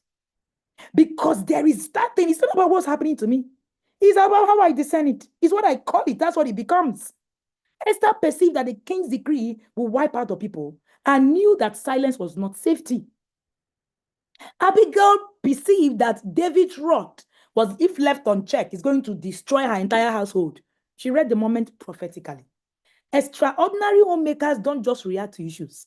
They discern divine timing, human behavior, and spiritual undercurrents is a thing. Something is happening in your home. You don't have spiritual undercurrents. You're everywhere. What's the current of spirituality in that season? You're just everywhere. You're just, but you don't know the current of the season. Number 3, proactivity. They didn't wait for someone to fix it. They became the fixer. Esther didn't wait for someone to speak for the Jews. She fasted, she planned, she presented her case. Abigail didn't wait for her husband to calm down. She packed the food, went ahead of the disaster and pleaded for mercy. Extraordinary homemakers take initiative, not from anxiety, but from clarity. They move when God says move, even when it's uncomfortable. Preservation. Their wisdom saved more than their own lives. It preserved generations. Esther's boldness preserved an entire nation. Abigail's courage preserved her household and eventually positioned her for kingship herself. And she was sitting at the table with kings. Extraordinary homemakers think generationally, not for a moment. They understand that their obedience today is preserving legacies tomorrow. It's preserving legacies tomorrow.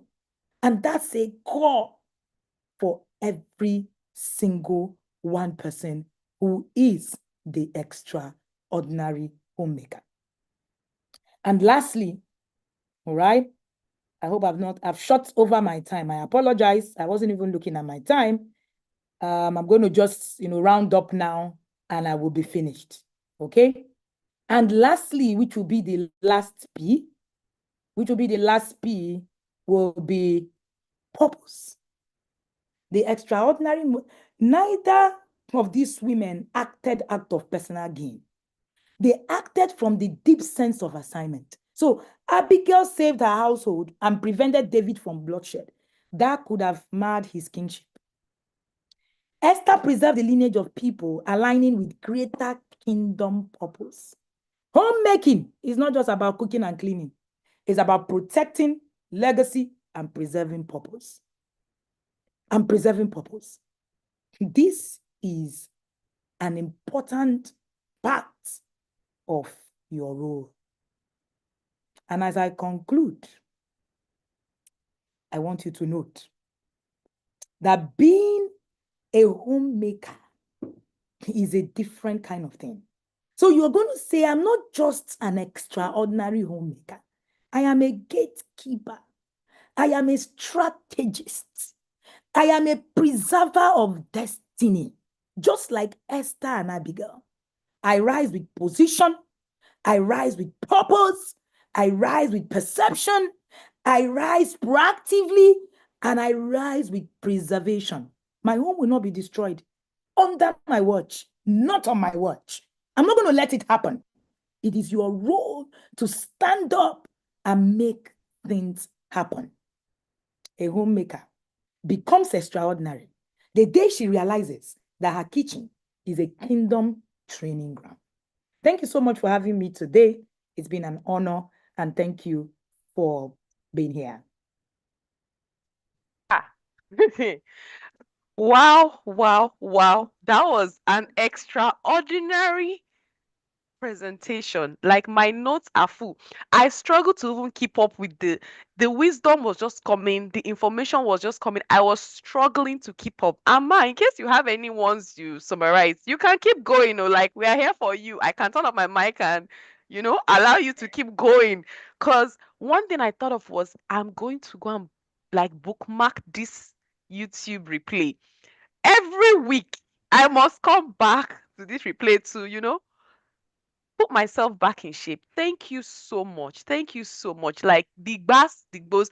Please, what's happening? YouTube, the Zoom, the comments are just pouring in. Like everybody's on fire. Everywhere is hot. I don't know. It's supposed to be cool here, but I feel like I should take off my clothes right now because the heat. You turned up the heat. I've heard you speak so many times. And I'm so honored, to be doing this with you today. But as I listened to you, it was almost as if I've never heard you speak before. Like it was new, it was fresh, it was on time, it was on point. There are too many things you said, too many things you said. Like I can't even summarize because my summary may become another 30-minute section, right? Thank you so much. I see the comments. Never disappoints. My gallant coach, YouTube is on fire. Oh, you've broken the internet. He said you can't hear Coach Wendy and remain the same. As in, they're even telling you to carry on. Please, if you want to carry on, we are very happy to stay here. Submission is taking actions in reverence and wisdom. In fact, the one that you said helper, they always say helpmate. And the way we put it, especially in Nigeria, where we come from, was like, oh, helpmate. So you're the one, I'm just helping you. You're supposed to be in the forefront. Coach, when they just broke that table, say helper. For you to help somebody, you ought to be stronger than the person. So it's not an error. The Rema was just too much. You said submission is aligning to God when your spouse is out of alignment. I won't even lie. I was just thinking to myself that I need to go and sit at the feet of this woman because hey, hey, hey, I need to. You said something about masterpiece mentorship. Before we go into questions, tell us a bit about that because ah we need to know where we can find you and how we can every day be able to tap from all this. This is not a one-off thing. No, it's not. Please just talk a bit about that, please. I'm sure that Olivia will talk about masterpiece when we're done, please. Oh, okay, I'm okay, sure okay, that she'll that's be able fine. to actually give a lot of insight on that so that we don't also kill the time we're supposed to use to have people and their questions and all of that. I would Yeah, actually for like that. sure, for That's why I sure. cut my time short so that I have Oh, actually be able to respond to people if there are questions that are in the comment section.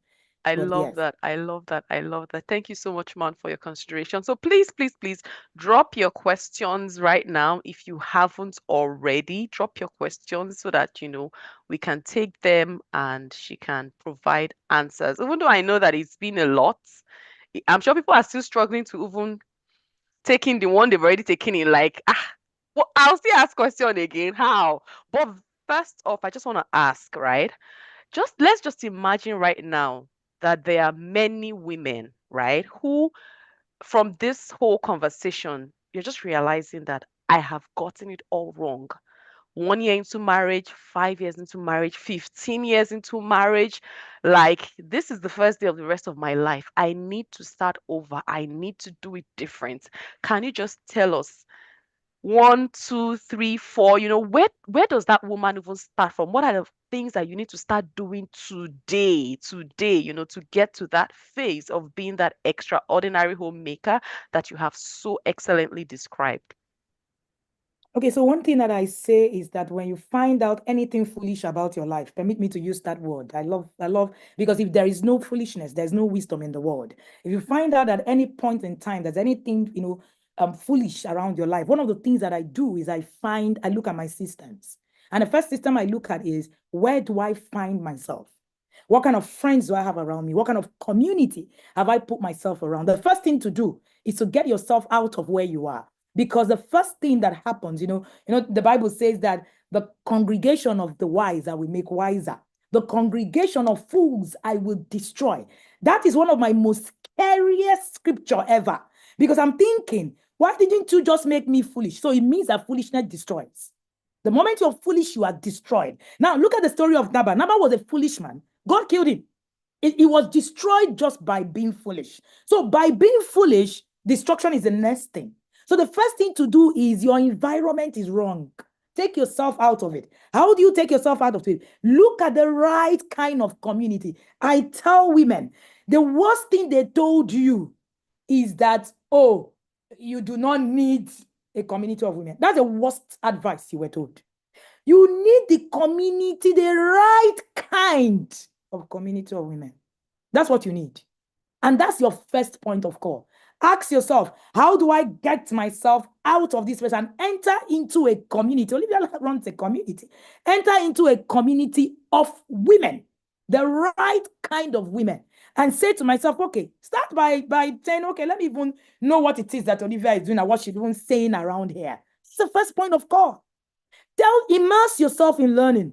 Tell yourself, I'm going to take courses. I'm going to begin to do self-development. My husband is a marriage counselor. So most times when I hear stories about, men will come, women will come and complain. We're very emotional. Hey, he killed me. Hey, when you are done, many times when I'm looking at the reviews and I see foolish women every day. I'm not even joking. As in every single day. No, they say, oh, no, the men are the ones I just see too much gap. Because you know why? So I'm a parent coach. I'm going to talk a bit about parenting. We were raised as girls not to have sense. Sorry to say, but that's the truth. The only thing we were told was, hey, finish school. Hey, marry somebody who can feed you, somebody who can help you. You want to go and marry somebody who cannot feed you? Sometimes I ask myself, do they use pennies to make money? So if you do not have pennies, you cannot make money. As in, the thing just used to, I'm like, okay. So the only criteria, think about it. The only criteria your parents gave you for marriage is marry somebody who can feed you, somebody who is doing well, and then make mistake, person lives abroad. I live abroad. Hey, you need to marry somebody who lives abroad.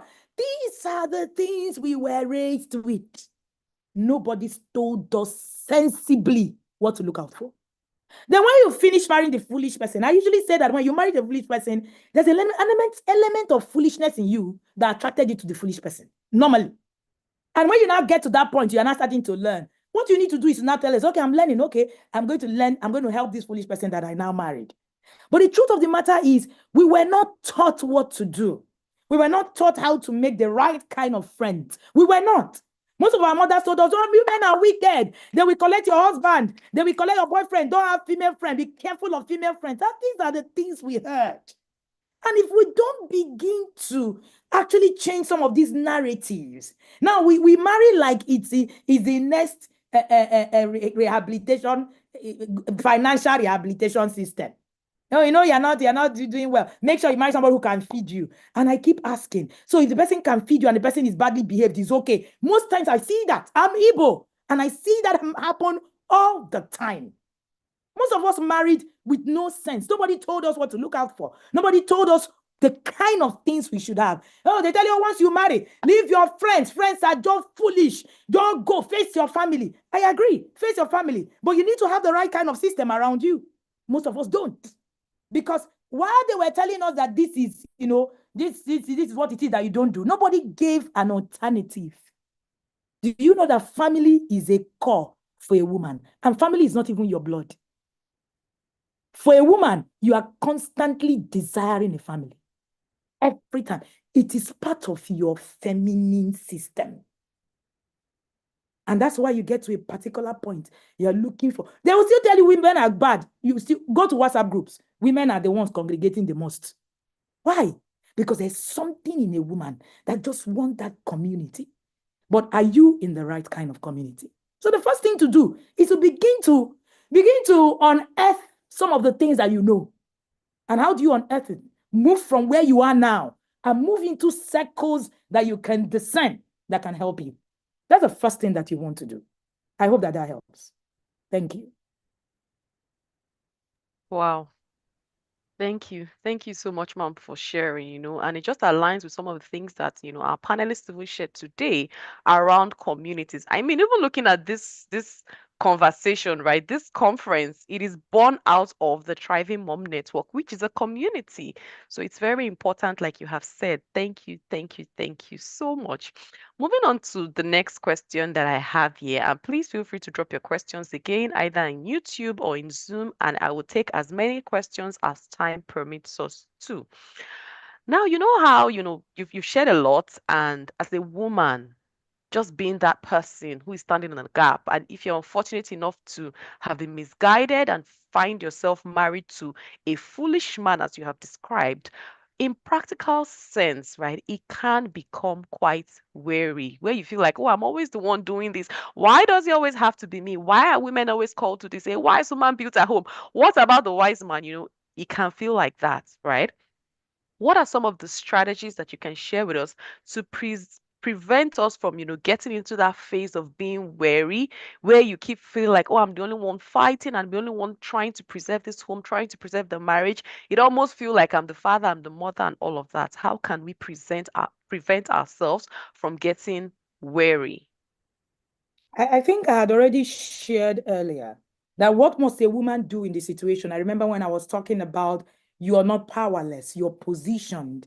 And I think I actually listed 3 things that you should do when you find yourself in positions like that. 3 things you should do when you find, if you don't do anything, you will be weary. The Bible says that the journey of a foolish man wearieth every single one of them, because they do not know how to go to the city. So it means that foolishness, again, wearies you. So if you're weary, you're on the path of foolishness. But that's what the conversation is about. You're on the path of foolishness, but that's the truth. If you apply wisdom, you understand wisdom, discernment, you won't be weary. So is that not knowing where you're going? So one of the things that you want to do is go back to the conversation I had about not being powerless, but being positioned. The first thing I said was discern the moment. Don't panic, but plan. Most of us don't have a plan. We are panicking. Hey, I'm the only one that's doing this thing. And that thing you said already is panic. That's what it is. I'm the only one that you're doing it. Hey, no, the Bible, when Abigail, that thing happened, the Bible said, know and consider what thou will do. That's what the servant said.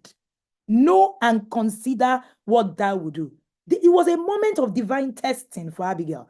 So panic produces paralysis, but discernment pushes you into prophetic action. So you discern, okay, what is happening? What is happening at this moment? When your husband is operating in a destructive pride, don't mirror madness. Don't go on shouting. Pause, observe, seek divine strategy. That's number one thing to do. Number two, step into the gap. And I said, intervene wisely, not emotionally. Most of us are intervening emotionally. Abigail didn't tell Nabal what she was doing. She didn't go, hey, I have told you. She didn't just go shouting, and she needed wise counsel. Again, who is mentoring you? That's one thing that we were not raised with. I was having a conversation with my children, and I said, you can never marry a mentorless person. One of the things you will present to us is a mentor of whoever it is that you're getting married. When our foster daughter got married, she is about 30 now. She has 2 children. The first thing she did was to bring the mentor of the person. That's the first person we saw. And we started to question, Oga mentor, Ngwa, tell us, who is this person? Before we saw the parent, the mentor was more important to us. I think it's a disaster. If you're raising a child, don't allow your child have anything to do with people who are mentorless. There is disaster waiting to happen. Always, all the time. Now, we have made the mistakes of not knowing what it is that we needed to do. And let me say this, even if your husband is in that space where, he's not in the space where he listens to anybody and all of that, do you know that you can strategically help your husband? I've seen it happen in my time of coaching and mentorship for a very long time. You can strategically position your husband. I had a particular mentee whose husband was like, no, and all of that. We crafted a 5-year plan. The problem is that you are in a hurry. We crafted a 5-year whole plan. This man submitted to mentorship in a way that even us were in shock. Any smart will say, no, let me speak to God first. If I don't talk to me, I will not take decision.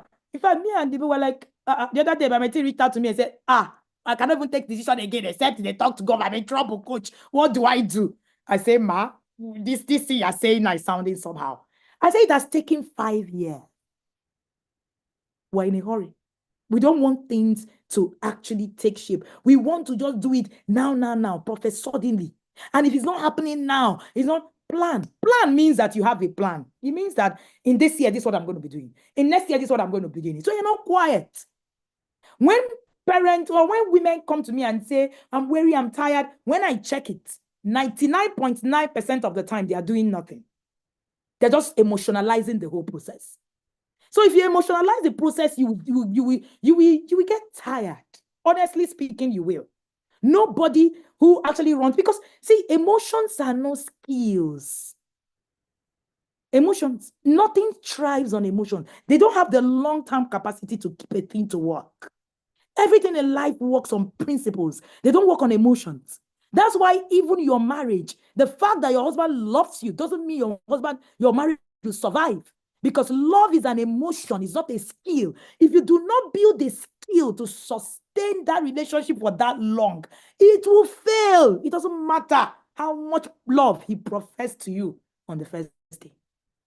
So love is good, but it can't sustain anything. Even for you as a parent, you love your child, you love them so much. The truth of the matter is that people don't go to people they love to solve problems. They go to people who have answers to their problems. The point will be, will you be positioned enough to actually be that person who will have answers? There's a way you will position yourself in a home that you become indispensable. I say it all the time.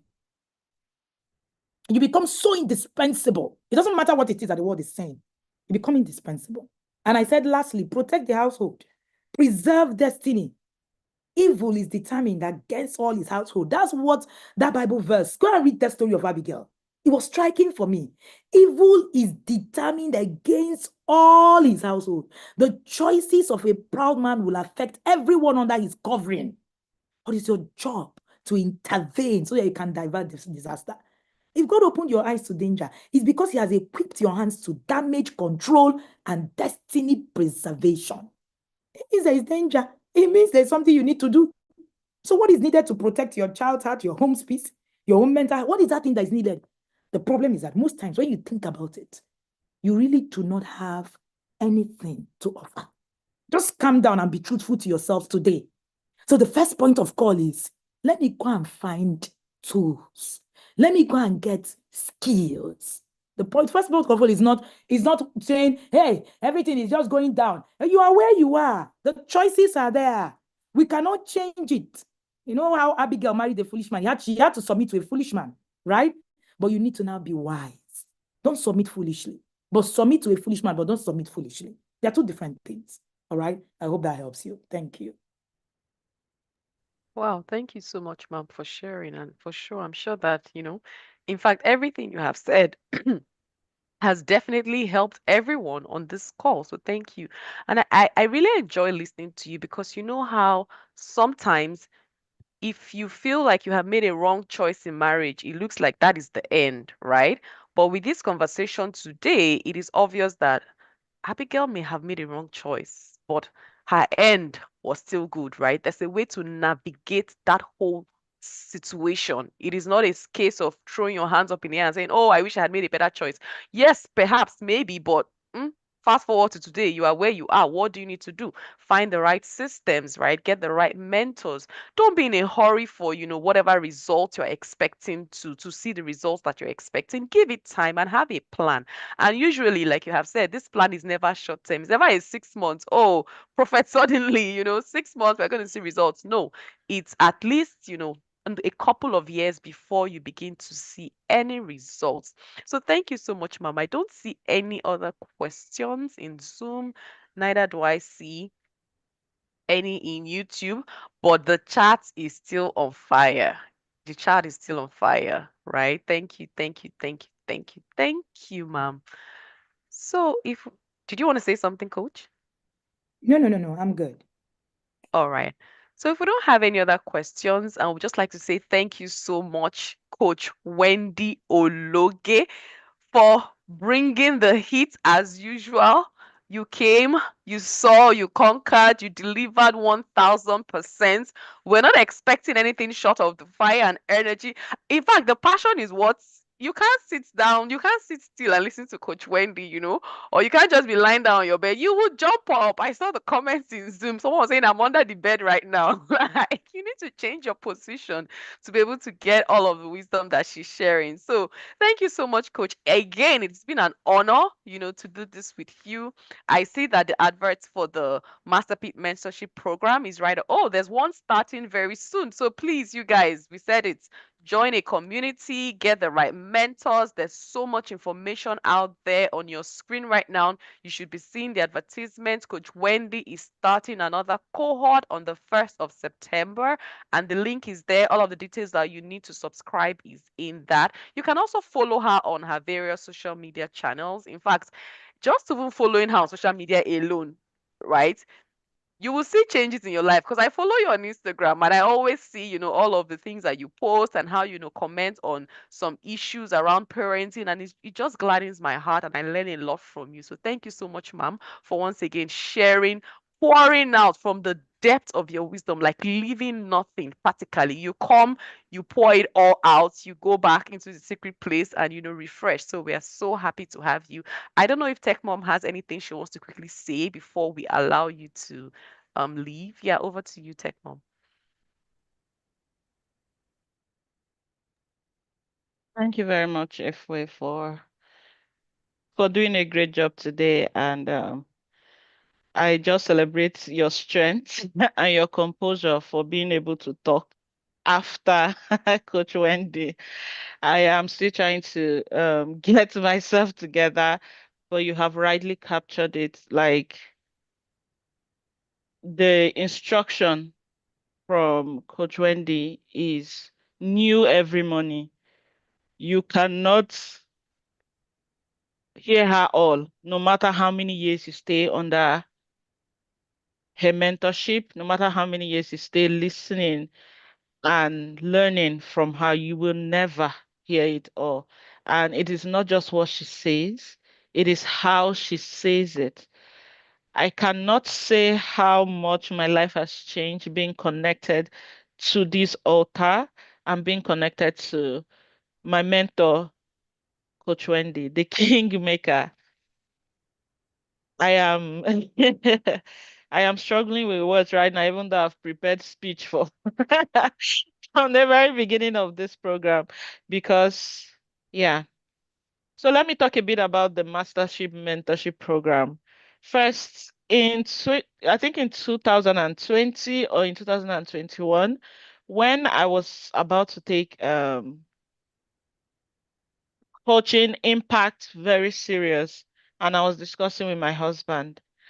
He knows that I've been following Coach Wendy at that time, and he also knows that I just loved, and was very, very interested in learning from her. So what he did was to reach out to her for me and ask her for a mentorship for me and the conversation, of course. So in 2023, when the very first advertisement for the Masterpiece Mentorship Program came up, I did not wait to read the post twice. I did not wait to read the post twice. The excitement I took to my husband, I was like, Coach Wendy is doing a mentorship program. I'm going. There was no information. There was no flyer. There was no saying, oh, this is what you're coming to do. She just said, are there women? I cannot forget that post. Who know that there is a calling of God upon their life and want to make impact. Join this WhatsApp group. If I'm not the first 100, it's because there are millions of people like me who who have been eagerly waiting. And like she has said, she does not hurry. She is not in a hurry to do or achieve anything. If she had put this mentorship in 2016, we would still have rushed it. If she had put it 2017, but she's somebody who knows respect and work with structure and process. 5 women spoke yesterday. I have not rested. I have not gathered myself from the chats, from where do you know these women from? 4 out of those women I met in the masterpiece mentorship program in 2023. The 2023 Sandra is talking about that just spoke now is this mentorship. Somebody sent me a chat yesterday and said, see women you brought, see brilliance, see the way they were telling their life stories and using it to make impact. I wish I could speak like them. Somebody said that. It is because of the mentorship that we have submitted ourselves to. I feel like it is a way to conquer us, sort of, that society make us feel like we are so much in a competition with each other all the time. We are not. I will be nowhere without the community of women I have met, I have partnered with, I have collaborated with, that I have respected, loved. This program started because one of the speakers yesterday, it took the shape it did. I know a lot of people that have told me the planning, the execution, the videos in between, the introduction, Olivia, everything was exceptional. One of the women from this mentorship were the first person I knocked on her door and said, CP, I am having this program and I need everything and anything you can help me with. She did not read my chat or before she sent a length. I say and she started asking me to submit stuff and I say, calm down now. I just brought this thing. And she said, send me the this, send me the this, do this, do this, do this. Iron sharpened iron. Apart from what you will gain from the 90 days that you will submit yourself to this life-changing program, the community that you will build is the greatest for me. I keep saying it. The community you will build is the greatest for me. I think it was the very first live session we had during our cohort. We are the cohort one. We are the very special ones. We like to brag like that. The very first live she had with us, you wonder how I still have this clear picture and information from an event that happened in 2023. I hope it just conveys to you how much impact this was to me and to a lot of women that were part of it. The very first life she had, she gave us the structure and the framework with which she was going to carry on this mentorship program with us. And there, she told us about community. And she mentioned that she had a need in a hospital once, and she typed in one of the groups for the inner circle and said, I am at this hospital. I need this. In seconds, everything she was struggling to get access to at that hospital was resolved. If my women at that session at that cohort are here, they will remember that story. She said that to buttress to us the importance of community, building the right kind of community. I don't feel like I need to preach to Cell Coach Wendy. Who are B? Who am I? What do I want to say? Who taught me English? But I am one woman that have decided that as I continue to grow and evolve, I will never keep anything that I know that will help my tribe. I don't want to be the most brilliant in any phase I find myself. I don't want to be the one that knows it all. I don't want to be the one that speaks the best grammar. I want to be the one who, in a college of her sisters, can stand on stages holding hands, clapping for each other and celebrating each other. If you know that you are like an Abigail in a Nabal household, or if even if you're not, you are a Queen Esther that has been called to save a generation, to take on territories, to change destinies. The Masterpiece Mentorship Program is for you. The admin for the Intentional Parent Academy is currently posting information on the chat to join the inner circle, to join the Henrietta is drawing. Why are you drawing picture? Drawing arrows on my mentor's face. I don't know. I think you opened the whiteboard or something. It's affecting the screen. If you know that you are ready to take that step, because you can attend several and several of these programs for free, paid, if there is no guidance, no personal mentorship to you to give you strategies, structures that you can implement all this and truly change your life. It will just be stories. Like the Bible said, some of the seed will fall on rocky. You can be rocky ground sometimes. Sometimes you can be full of weed. We receive it, we are all fired up. I think it was me, FW was saying that you cannot sit still because I have not been able to sit still. I've just been moving around. You can be fired up, but without a structure, without a system, you will just wait for another time when we'll call you for a conference like this, be fired up again, and it goes off. Put yourself in a system, submit to a system. And this system, if you are here, it is because you trust whatever it is that I'm doing and the system that I'm presenting to you. And this, I'm showing you now my source, the system that I have submitted to and will continue to submit to. This one is not a pledge I need to make to you. So the information is here. You can just tap me at any moment. Any moment I'm ready to refer. I remember I was speaking to a mom on a personal session who said she was having trouble. We had the 30 days challenge in April where we try to prioritize self-care to build routines in our homes that will carry us through the lifetime and remove most of the chaos we experience. And a mom, while sharing how her experience was, said the one thing I cannot stop doing was yelling. And that was the period for the no yelling challenge. The speed with which I sent her the flyer. She did not just register, she joined and she came back to share with me how it was helpful and impactful for her. All the patterns that she did not know. She thought the yelling was just mere yelling. She didn't know where all this yelling and unnecessary shouting and agitations, panicking were coming from.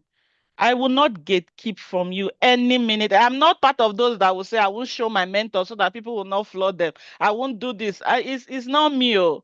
If you wake me anytime in the night, I will show you where it is working. And if you are interested in building, in changing anything about you, in building a system that will work for you and truly position yourself, like Coach said, and I saw that post she shared.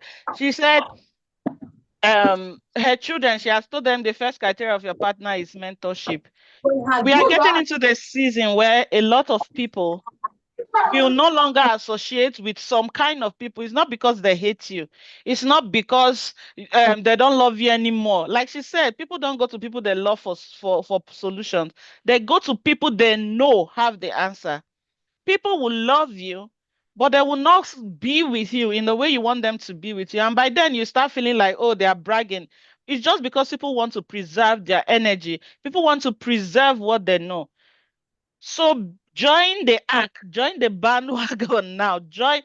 Come into the circle now. If you know that you are interested in building some kind of community, right? So join now because there are some people you cannot access from outside. That is the truth. Because people are discerning, people are keeping foolishness as far away from them as they can, truthfully. People are preserving themselves. So please, the admin, like I said, is chatting. They have dropped phone numbers. There's phone number on this flyer. I also shared the flyers on the comment section. Download them. And to end this, I just want to say thank you so much, Ma. Thank you. Thank you so much, Ma, for being here today. I cannot convey my honor enough for your presence at this event. You changed the atmosphere. I do not need to tell you that. You changed the atmosphere. You blessed us. Fwe said, or somebody in the comments said, this is a deliverance. Yes, you delivered. You delivered people today. And I just want to honor God for your life, the grace of God upon your life, the oil upon your life. And I just want to thank God for the mantle that He has given you and for the grace to sustain it that He has given you, for the wisdom to hold it all together that He has given you for your home, for your children, for your life, and for who you are. God bless you. God bless you. Thank you so much, Ma. Thank you. Thank you so much, Olivia. I am so honored to be here. It is a pleasure anytime, any day. Did I tell you that I grew up with Olivia's husband? She didn't mention that part. Yes, he was my childhood friend. So yes, that's actually how I Thank you met. for clarifying, Coach, because I was wondering that, my husband, I was going to fight him there. See people are introducing people. We actually did grow up together. So yes, thank you so much, Olivia, for all you do. And I want to say, please, if you are a mom in this place, find that community, jump in. I'm sure I want to believe that everybody who is here is coming from that community. See, it can be, you can't have enough of support. All the support you need it. Trust me. You cannot come and say, I have as in I have enough support now. You need support and you need it, and you're going to continue to need it. And remember, when your response is wiser than your circumstance, you step into the territory of kingdom influence. Do not forget that. Thank you so much, and do have an amazing evening. Wow, wow, wow, Coach Wendy, you had to drop the last one, Sha. Thank you, thank you, thank you, thank you so much, Tech Mom Olivia. Like, I mean, thank you for also showing us the source. I really enjoyed listening to you speak, like from the depth of your heart. And that's one thing that has happened here today, constantly and consistently. Like women being genuine, women being vulnerable, women, when we say women supporting women, this is it. Past like this, as we'll say in local pidgin in Nigeria, is not more than this, right? Thank you so much, Olivia. Thank you so much for organizing this. Thank you so much to our attentive attendees. Like YouTube, the energy in this room, like who are these attendees, by the way? Their energy level was something else. Thank you so much for showing up. Thank you so much for staying to the end. Thank you so much for prioritizing your growth. It has been an amazing, amazing experience. And to our wonderfully inspiring panelists, like you guys came and you delivered 1,000%. To everyone who has worked behind the scenes, the technical support crew, and everyone, involved in the planning to bring all this to you, we want to say a huge thank you. Thank you, thank you, thank you. It has been my absolute, absolute, absolute pleasure hosting this virtual conference. I remember when Olivia reached out to me, and by the time I saw the work she was doing, it was phenomenal. And I did not hesitate to say thank you. I want to say shout out to the person who referred me to Olivia. I don't want to call her name, but thank you too.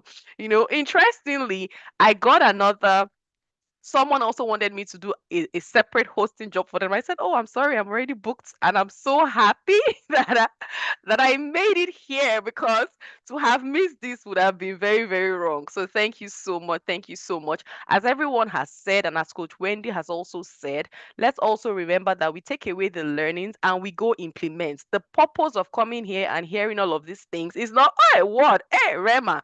Yes, that is good. That is great. But the real thriving comes from the planning and the doing, right? So take away everything you need to take away and go create a plan. Please do not forget to follow all of our speakers from day 1 to day 2, Coach Wendy, the panelists, every single one of them on their social media platforms. These are amazing women. Personally, I'm going to look for them everywhere. LinkedIn, when you see me, please accept, because these are the kind of women I want to have in my corner.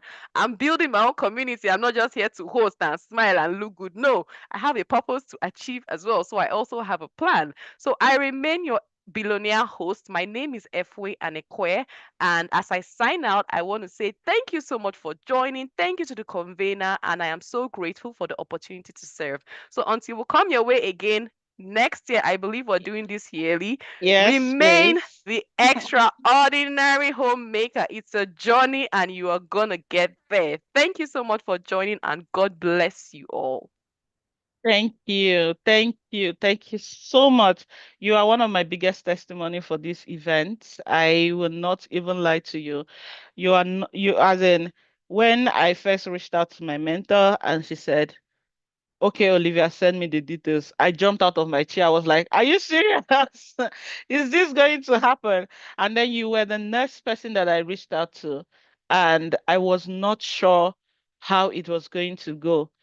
I trusted the source that connected, that referred you, and I reached out and you said, "Okay, I'm going to send a form." I said, "It don't happen." English speaking people, my goodness. I said, "Okay, Holy Spirit, take control." I filled your form, did everything, and you said, "Your next response was, I looked you up. I like what you're doing. Let's do this." My goodness. I was like, it is these little things that God will show up. He will tell us, but it is these little things that He now allows to happen, because we have coconut head that will be like our confirmation to be like, "You are really in this. You mean business with this thing, Abi. You're just looking for a way to block all my excuses, is it not?"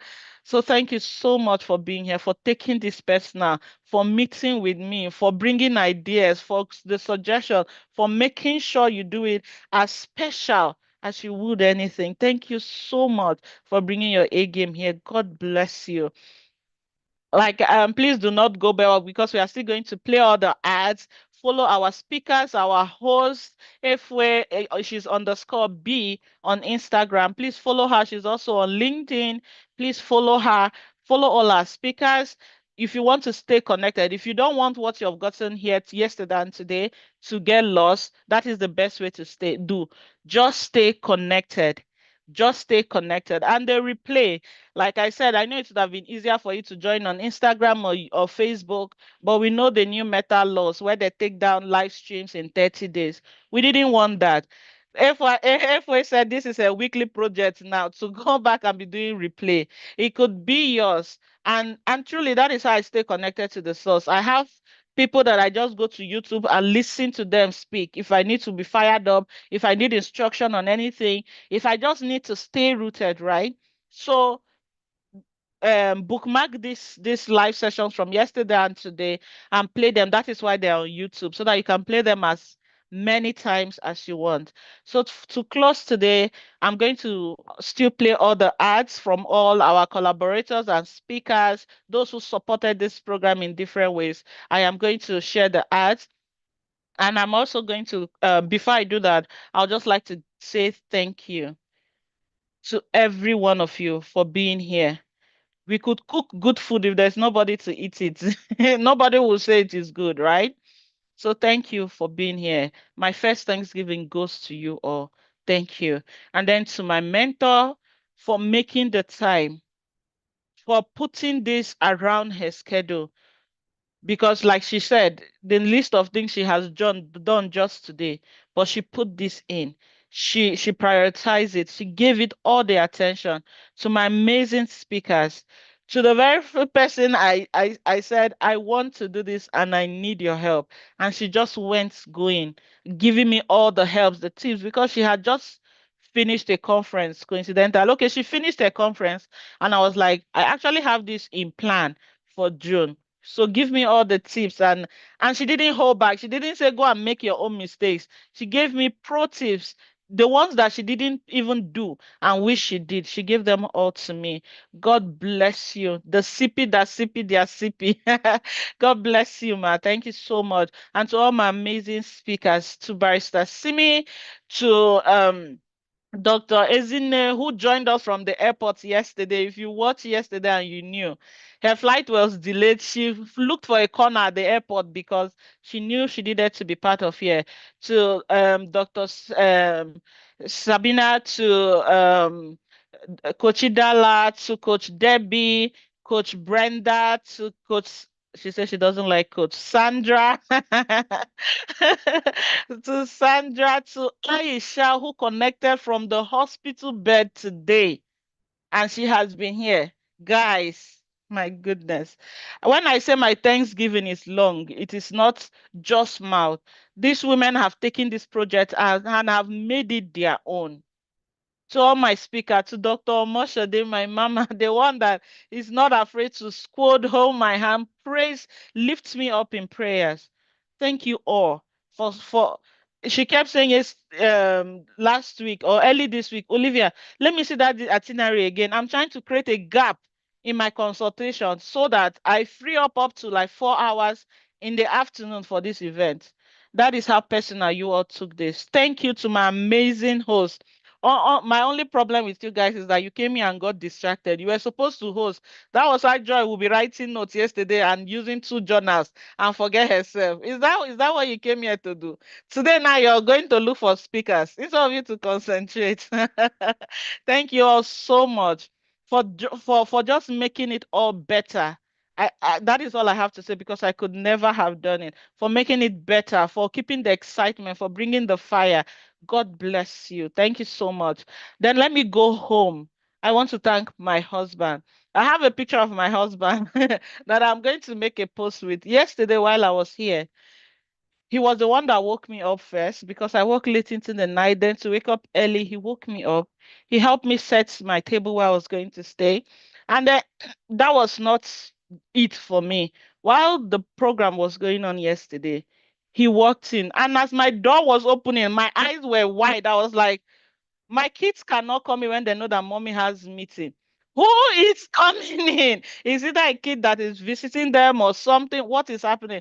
And as my eye opened, I saw him coming in with tray. He brought me snacks. He brought me drinks. He said, "I know that you will not get up from here. You are busy. You have to stay on. Just find a way to sneak and drink or just chew something. You haven't eaten anything." That is the kind of support I enjoy. That is the kind of support I enjoy. I didn't have to ask. He tuned in live from the beginning. According to him, he said he just wanted to see and go, and he became an extraordinary homemaker. I did not sleep yesterday because he will ask, this speaker, where is it from? Oh my God, this one. Oh my God, the other one. This program. He kept praying for me and congratulating me for this. Today he has been here. He has a class by 1 and he has a training or something by 1, and he has been here since then, since morning that I started. Set up again, woke up with me, set up again today before he goes on to attend to his people. That is the support that I enjoy, and I just want to honor that man today. Thank you so much, sir. God bless you. God bless you. I can never, ever say that enough. Thank you. I hope that I continue to be Queen Esther, a worthy Queen Esther to you that will not allow you make mistakes because you're not a Nabel. And the Abigail at the time that you actually need me to be. God bless you. Thank you. And to my wonderful children who prayed for me. Mommy, have a great day at your program today. Mommy, well done. Mommy, how did it go? Mommy, do you need a hug? I see you're working so much late at night. Mommy, well done. Please come in and sleep. Their encouragement, their understanding. The fact that nobody have neared my door to say, Mommy, do we need water or can I put water? Because these children, when they see that they are not getting attention, that is when they need everything needable. Not even my youngest that is 5 years old would do that. They understand. They know that if mommy's door is shut and she is working, until she comes out of that door, nobody comes in. For being so understanding, for loving me, for supporting me, for cheering me on. These children tell their friends that their mom is famous. She's on YouTube. I don't know where they got that idea from. They watch my YouTube, go to my YouTube page, watch it with the kids. A lot of our speakers have said these children are watching, right? You will inspire them. If you do not inspire them, they will look for inspiration somewhere else, right? These children will model what you do. And Coach Joy was here, the host of yesterday, is the mentor to my second daughter.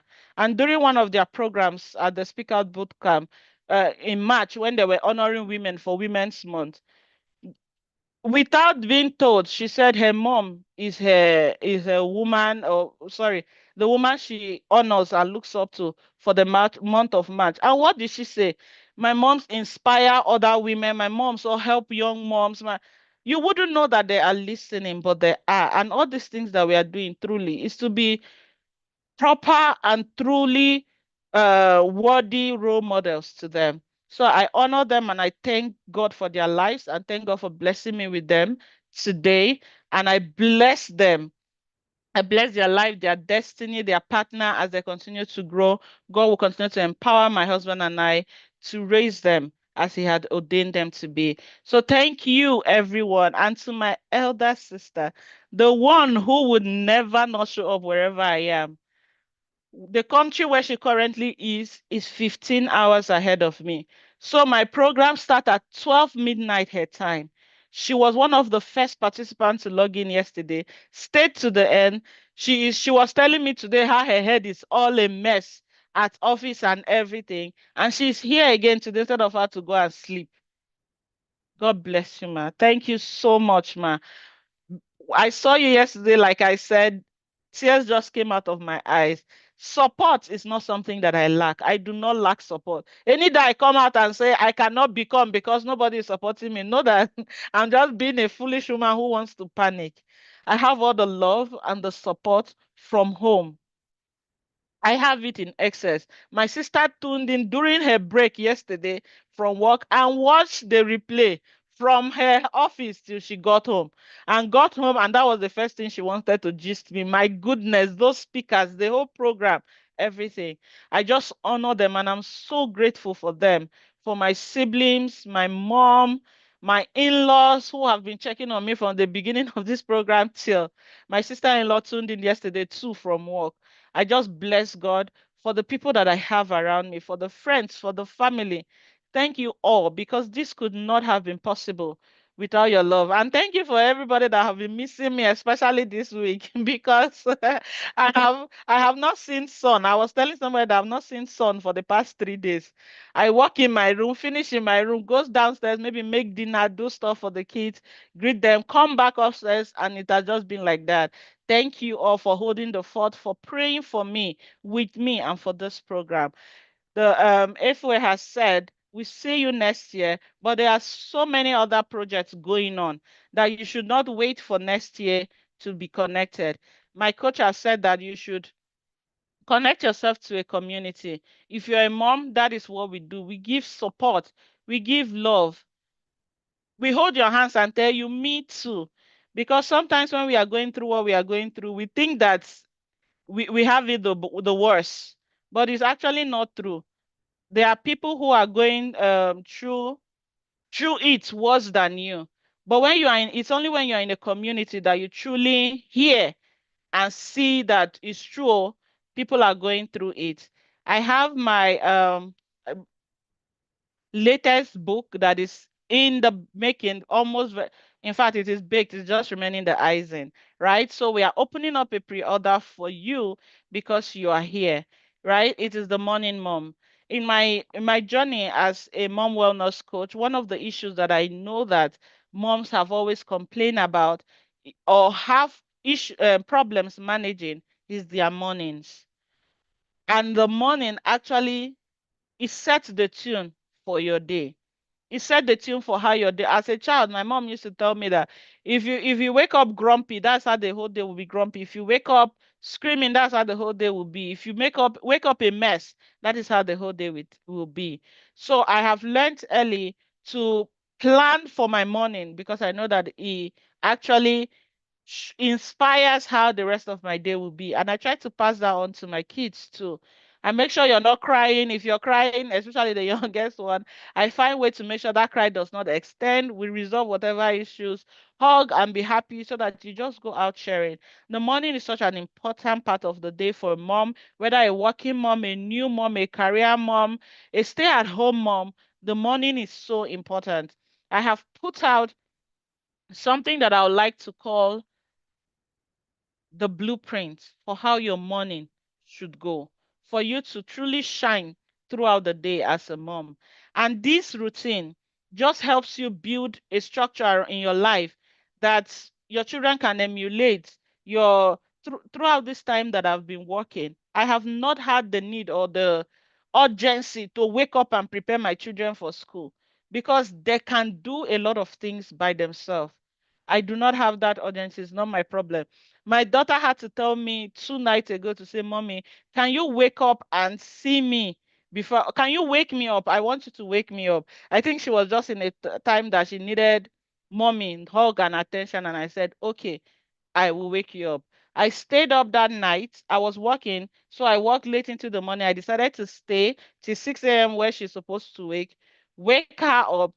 She prepared for school, came down, saw her, hugged her. She recited her affirmation and went to school before I came back up to now sleep my own my own sleep, right?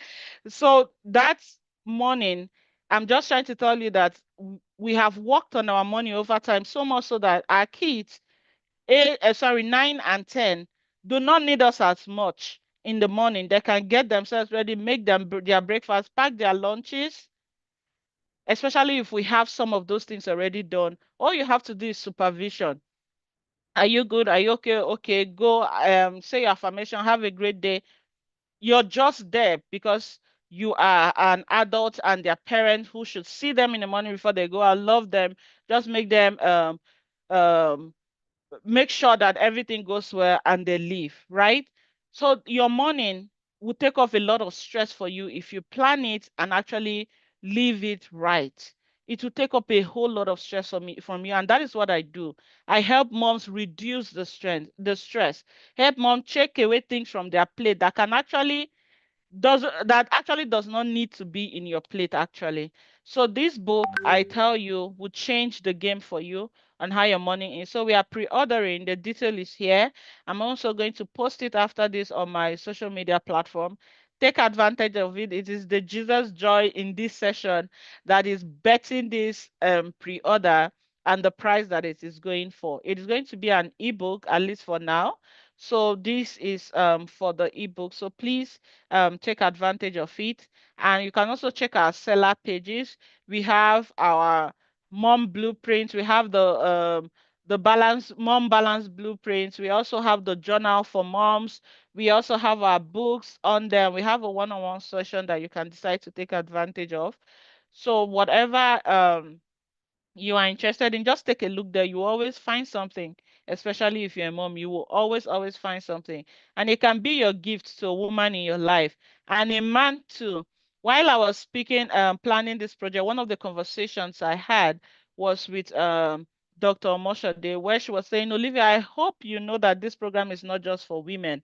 And I told her, I agree, ma. She said, the problem is we exclude men from the conversation so much when we make these things about women, women, women. The women have the knowledge, but the men do not. So how can a man know that there is there is prenatal depression or postnatal depression or postpartum depression or anything like that if he does not ever have an idea of it. So when they see you acting up, they are not understanding what is going on, right? So even though this is for women, it is important that we bring the men into the conversation. That the man who wants to actually understand better, do better, know better, sits through this conversation. And it was the same thing my husband told me. He said, "You know that this is not just for women, right?" After he joined yesterday, he's like, "I am a man and I sat through it and I was taking notes. I came to PEEP and I was glued." So please bring your men to the conversation. And if you're a man listening, check our seller too for anything that um you could use, right? To help your partner make your home a better place, an Eden, like one of our speakers book is saying, creating your Eden, right? So please follow our speakers, stay connected to what you've gotten today, and just find a way to grow yourself. That is one thing I am addicted to, personal development. I'll always find a way to sharpen myself, to get better, to grow, to learn, because I don't want to be outdated. So thank you so much for being here today. I'll just go ahead and play all the ads that we have, and then we can call it a night. God bless you all.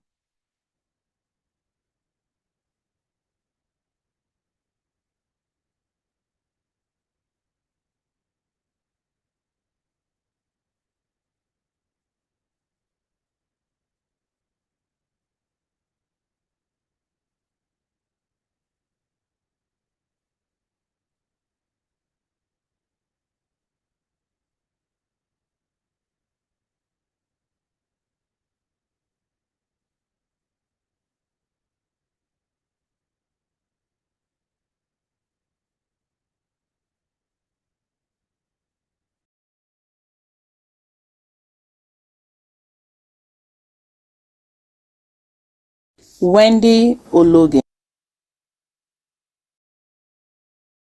At Grandfort Legal, with offices in Nigeria and Canada, we provide expert legal services in immigration, business law, notary public, and more. Our principal partner, Simi Obasan, known for integrity, excellence, and community leadership, is running for Edry City Council. Support her vision, follow her on all platforms, and trust Grandfort Legal for your legal needs. Meet F-Way Billionaire, Canada-based compere, panel moderator, voiceover artist, speaker, and author. She elevates your event and give your brand a voice that speaks with impact. Follow her on IG on FWay_B. Welcome to Women Growth Academy, where women rise, write, and thrive.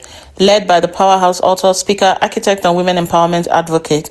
Through Brenda's book, she coaches authors to publish boldly, ready to grow. Follow Women Growth Academy on IG and start your journey today. Meet Dr. Omoshade, barrister, psychiatrist, relationship and mindset transformation coach, and a dynamic public speaker. She is the founder of the Revive Your Mind book club and the Zest project for couples, helping minds and marriages thrive. Follow her on Instagram and step into your healthiest and most powerful self yet.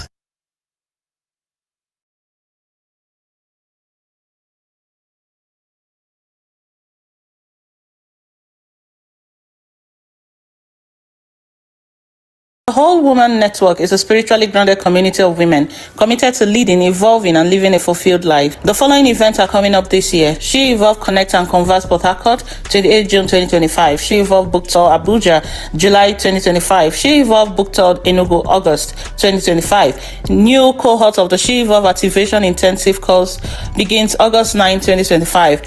Follow their social media pages for more information. Step into elegance with the Unade beads, where culture meets craftsmanship. From stunning necklaces and bracelets to regal headpiece and leg ornament, each piece is handmade with crystal, pearls, corals, and all gemstones. Add royalty to your look. Follow Unade beads on Instagram today. At N&N Kiddies World, we offer Montessori toys and learning materials that spark curiosity and reduce screen time. In partnership with Raising Gem, we help parents raise brilliant, curious learners, one meaningful toy at a time. Explore the joy of intentional play. Follow N&N Kiddies World today.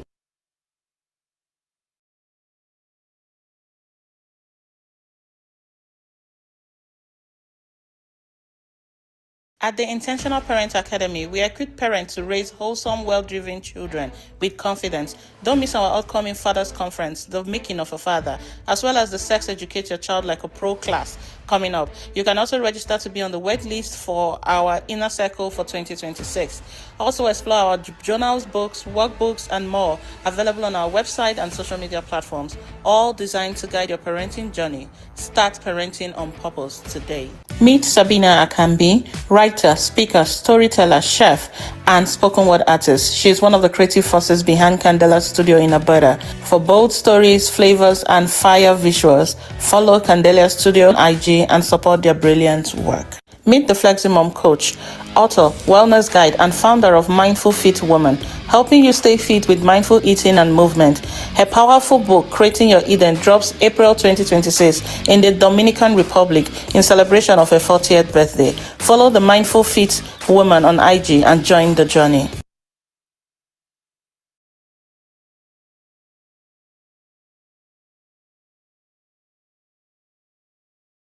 Discover the best version of you with your discovery coach. From clarity coaching to purpose discovery, mindset shift, and transformational tools, they are helping you break limits and live intentionally. Explore their current coaching offers and resources, such as a 5-week journey to power and purpose and one-on-one coaching session with a lead coach. Your next breakthrough starts here. At Prospeak Life Academy, we mentor teens and preteen to own their voices through the power of public speaking. Register your kids for our exciting summer camp starting from July 1st to 31st, 2025, and the Speaker Boot Camp Cohort 2 that begins on July 8th. Confidence starts with one word. Enroll your words today. I am Sandra. I have been where you are. I know what it means to feel financially trapped, ashamed, or confused. That is why I created this transformational one-on-one impact session designed to help you organize your finances, face your truths without fear, and take back control. Also, check out my 90 days no excuse impact session and my journal, Heaven's Economy, available on my seller account.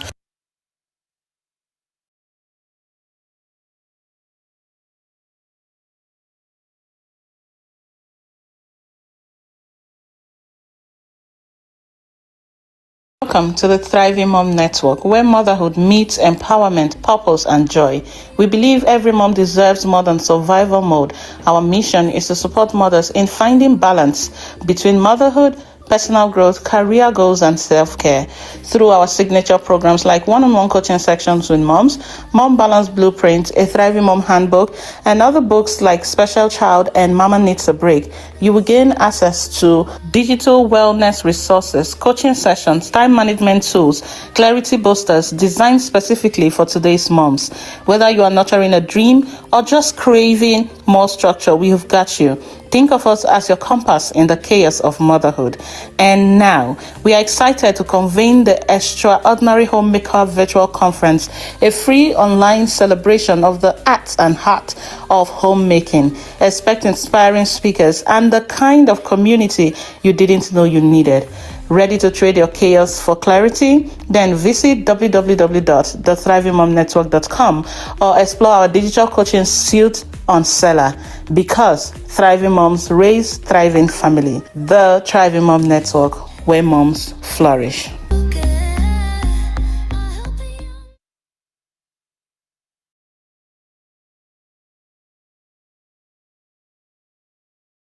Thank you so very much. Thank you for joining us and have a good night. See you same time next year for the second edition. For now, please stay connected, okay? Stay connected. I love you so much. God bless you. Bye bye.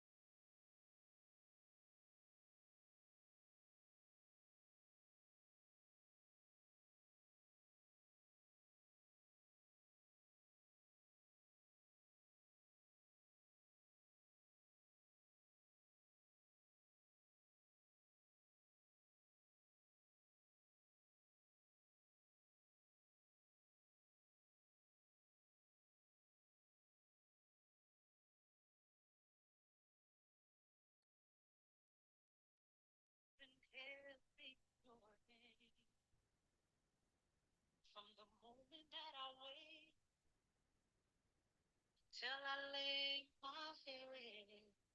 Oh, I will sing of the goodness of God. So you have been faithful. No, I've been so good. With everything I am thankful. Oh, I will sing of the goodness of God. Your voice, you have led me in the fire and darkest night. You are close like day. I've known you as a father. I've known you as a I have lived